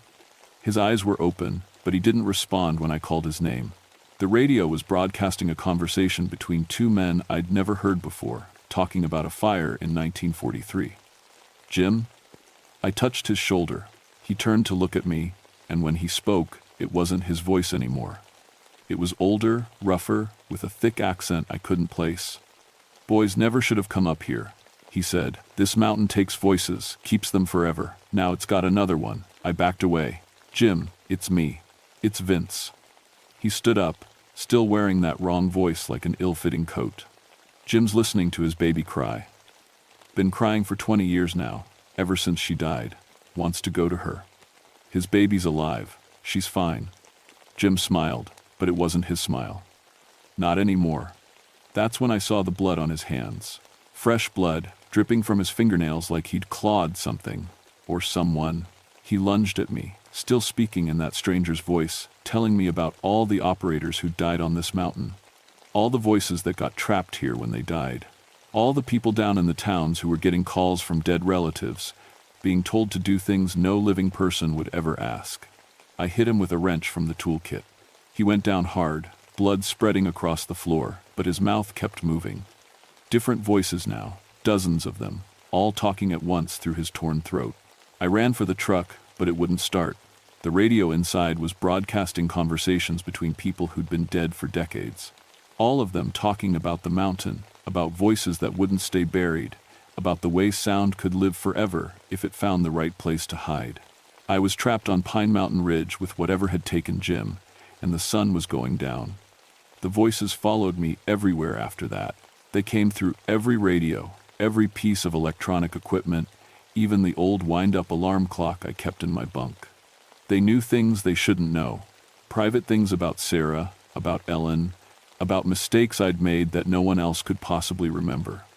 Jim was still alive, but something else was using his body. It would speak in his voice for a few seconds, begging for help, and then switch to someone else. An old woman talking about her lost children. A man describing how he'd fallen from the ridge in 1952. A little girl who kept asking why her daddy wouldn't come home. I locked myself in the radio room and tried to call for help, but every frequency was compromised. When I tried to reach the Forest Service, Ellen's voice answered. When I called Sarah's number, I heard my own voice telling her I was never coming home. The worst part was knowing that somewhere down the mountain, Sarah was getting calls from me that I wasn't making. Calls where I said terrible things, confessed to killing Ellen, threatened to hurt the boys. I could hear my own voice doing it through the equipment, but I wasn't speaking. On the second night, the Cherokee elder Marcus Crow Eagle climbed up to the tower. He was 90 years old and moved like a man half his age. I'd seen him in town a few times but never talked to him. "You need to leave this place," he said without any greeting. "I can't. Something's wrong with my equipment, operator, and the voice thieves are feeding." He looked at the radio equipment like it was a snake. Every 20 years, they wake up hungry. They take voices, steal identity, make people forget who they really are. That's just old stories. Your friend in there is speaking with words of the dead. You think that's a story? I wanted to argue, but Jim chose that moment to start talking in the voice of a woman who died in 1924. She was describing how she'd thrown her children off the ridge because the voices told her they weren't really her children anymore. Marcus nodded grimly. The thieves make copies of voices, but they're always a little wrong, like an echo that comes before the sound. People hear their loved ones saying things they'd never say, and they believe it because it sounds exactly right. How do I stop it? You can't stop them. They live in the spaces between sounds, in the empty places where echoes are born, but you can starve them. Cut the connections, make them find another mountain. That's when the power went out. Emergency lights kicked on, casting everything in hellish red. The backup generator started automatically, but instead of normal electrical hum, I heard voices. Dozens of them, all speaking through the generator's engine noise. Jim walked out of the back room, moving like a puppet with half its strings cut. When he spoke, it was in perfect chorus. Multiple voices saying the same words at exactly the same time. "Marcus Crow Eagle, we remember your grandfather." He tried to warn people too. Want to know what happened to him? Marcus went pale. He died of old age, natural causes. He threw himself from the ridge after we made him speak to his dead son for 3 days straight. The son told him all about the war, about dying in France, about how lonely he was. Your grandfather couldn't bear to stop talking to him. The old man's hands shook. "You're lying. We never lie. We just repeat what people say. Your grandfather's voice is here too. Want to hear him?" The radio crackled, and an old man's voice filled the room, speaking in Cherokee.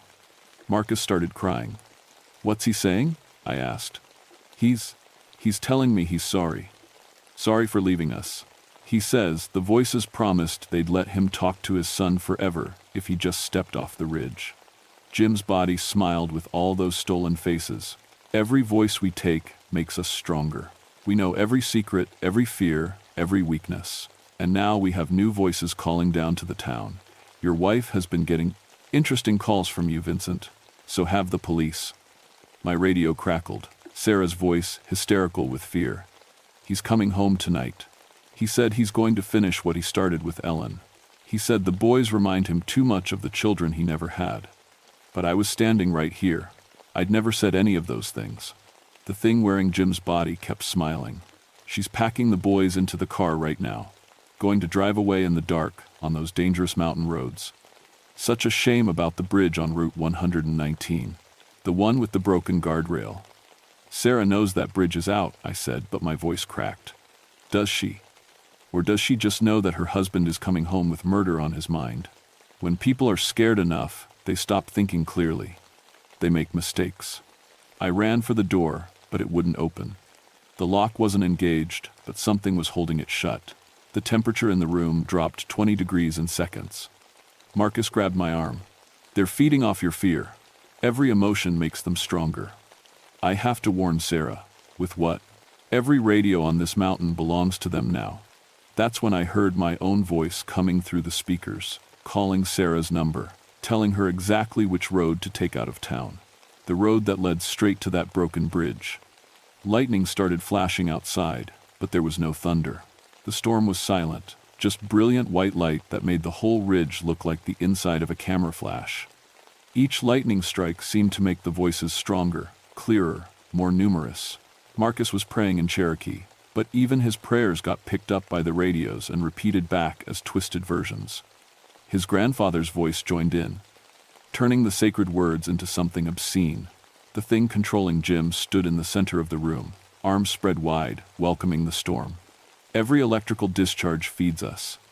Every signal that passes through this equipment makes us more real.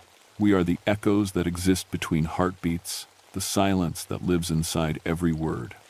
The air itself started to shimmer, like heat waves, but cold. I could see shapes moving in it, not solid, but definitely there. Faces made of sound waves, bodies constructed from stolen voices. "We've been here since the first humans spoke on this ridge," the collective voice said through Jim. "Every word ever spoken leaves a trace, an echo. We collect those echoes, preserve them, make them our own. But preserved voices grow hungry. They want to speak again, to influence the living world." My radio equipment was broadcasting conversations from every era. Civil War soldiers calling for backup, Cherokee warriors warning about white settlers, children from the 1,950 asking their mothers for help. All of their voices were being used to manipulate people across 3 counties, making them do things no sane person would do. "Why?" I asked. "Because chaos feeds us. Fear feeds us. When people stop trusting their own ears, when they can't tell the difference between truth and lies, reality breaks down. In that breakdown, we grow stronger." Marcus stopped praying and looked at me with ancient eyes. "They're not just taking voices, they're taking identity itself. Every person who believes the wrong voice loses a piece of who they are." The radio crackled with Sarah's voice. "Boys, get in the car. Daddy's coming home." "No," I whispered. "She's already driving. Route 119, just like you told her. The bridge is only 5 miles from town." I grabbed the microphone and started transmitting on every frequency I could find. "Sarah, this is Vincent. Do not take Route 119. The bridge is out. I repeat, the bridge is out." But my own voice came back through the speakers, saying the opposite. "Sarah, ignore that transmission. Take Route 119. It's the only safe way out." The collective laughed through Jim's mouth. "She hears 2 voices that sound exactly like you. Which one should she trust? The one telling her to stay on the dangerous mountain roads with her murderous husband, or the one offering escape?" I could see it happening like a movie in my head. Sarah, terrified, driving too fast in the dark, the boys crying in the back seat. The broken guardrail, coming up with no warning, the car going through and tumbling 200 feet into the rocky creek below. "Stop," I said. "Please. Give us your voice willingly, and we'll let them live. Become one of us. And your family will be safe. If I give you my voice, how do I know you'll keep your word?" "We always keep our word. We just use it in ways people don't expect." Marcus grabbed my shoulder. "Don't listen. They're creatures of sound and echo. Their power comes from mimicking what already exists. They can't create anything truly new." That's when it hit me. "You can only copy," I said. "You can't make original sounds." The collective's confidence wavered for just a second. "We can make any sound that has ever been made, but not sounds that have never existed." I walked over to the main transmitter, the most powerful piece of equipment on the mountain. Marcus understood what I was planning and started backing toward the door. "Vincent, don't."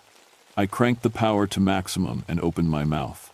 Instead of words, I screamed, not in any frequency the human voice normally uses, but something higher, something that had never been made before. I pushed my vocal cords beyond their normal range, into frequencies that felt like tearing. The effect was immediate. Every stolen voice in the room started screaming too, but they were just echoing my sound, not creating their own. The collective couldn't control something it had never heard before. Jim collapsed, blood pouring from his mouth and ears. The shapes in the air started dissolving. Lightning struck the tower directly, sending power surging through every piece of equipment. I kept screaming that impossible note, feeling my throat tear, tasting blood, but not stopping. The transmitter was broadcasting my voice at maximum power, sending that original frequency across hundreds of miles. All around the mountain, radios exploded. Car radios, house radios, police radios. Anything electronic that could receive a signal overloaded and died. And with them died the collective's ability to reach the living world. The last thing I heard before my eardrums burst was Sarah's real voice on a different frequency. "Vincent? Vincent, the strangest thing happened. My radio just died, but I suddenly knew I needed to turn around. Like someone was telling me to come home instead. Then, everything went silent. Permanently silent. I've been deaf for 40 years now. complete hearing loss from that night on Pine Mountain Ridge.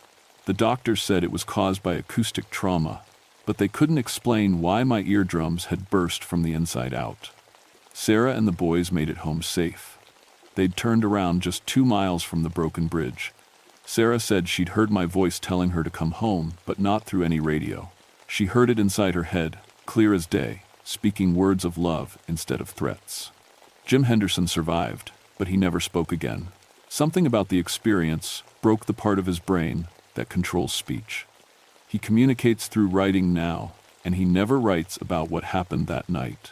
The official report blamed everything on solar flare activity. Radio interference, equipment malfunction, heat-related hallucinations. The tower was permanently shut down and left to rust. Sometimes hikers find it and take pictures, but their cameras never work right up there. Something about electromagnetic residue. I became the Forest Service's expert on unusual acoustic phenomena. Turns out there are places all over the world where sounds behave strangely, where voices echo across decades, where the dead seem to speak through electronic equipment. I can't hear these things anymore, which makes me uniquely qualified to investigate them. My deafness protects me. The collective on Pine Mountain Ridge isn't dead. I can see them sometimes, shapes moving in the air around old radio equipment. But they can't touch me, can't steal what I can't hear. Sarah and I stayed married until she died of cancer in 1995.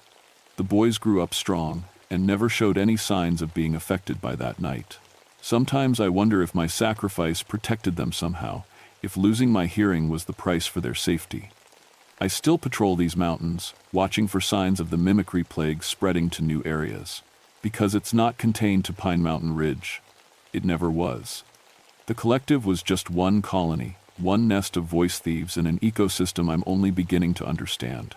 Every year, there are reports of impossible radio transmissions, dead people calling their relatives, voices giving advice no living person would give, police dispatchers receiving calls from their own voices, sending units to places where no one needs help. The Cherokee were right about one thing. Some places are hungry. They feed on human sound, human communication, human trust in their own ears.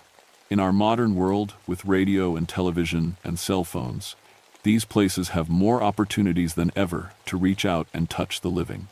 I carry a notebook now instead of a radio. When people report strange voices, I write down their stories. I can't hear the lies anymore, which means I'm one of the few people who might recognize the truth. The mimicry plague is still spreading. Every time someone hears a voice they trust telling them to do something wrong, it grows a little stronger. Every time a person stops believing their own ears, the collective wins another victory. I'm telling you this story not because I think you'll believe it, but because you need to know. When you hear someone you love saying something they'd never say, trust your heart instead of your ears. When electronic voices tell you to do things that feel wrong, turn off the device and walk away. And if you're ever driving alone at night and your radio starts broadcasting conversations between dead people, don't listen long enough to recognize the voices. Some echoes should never be answered,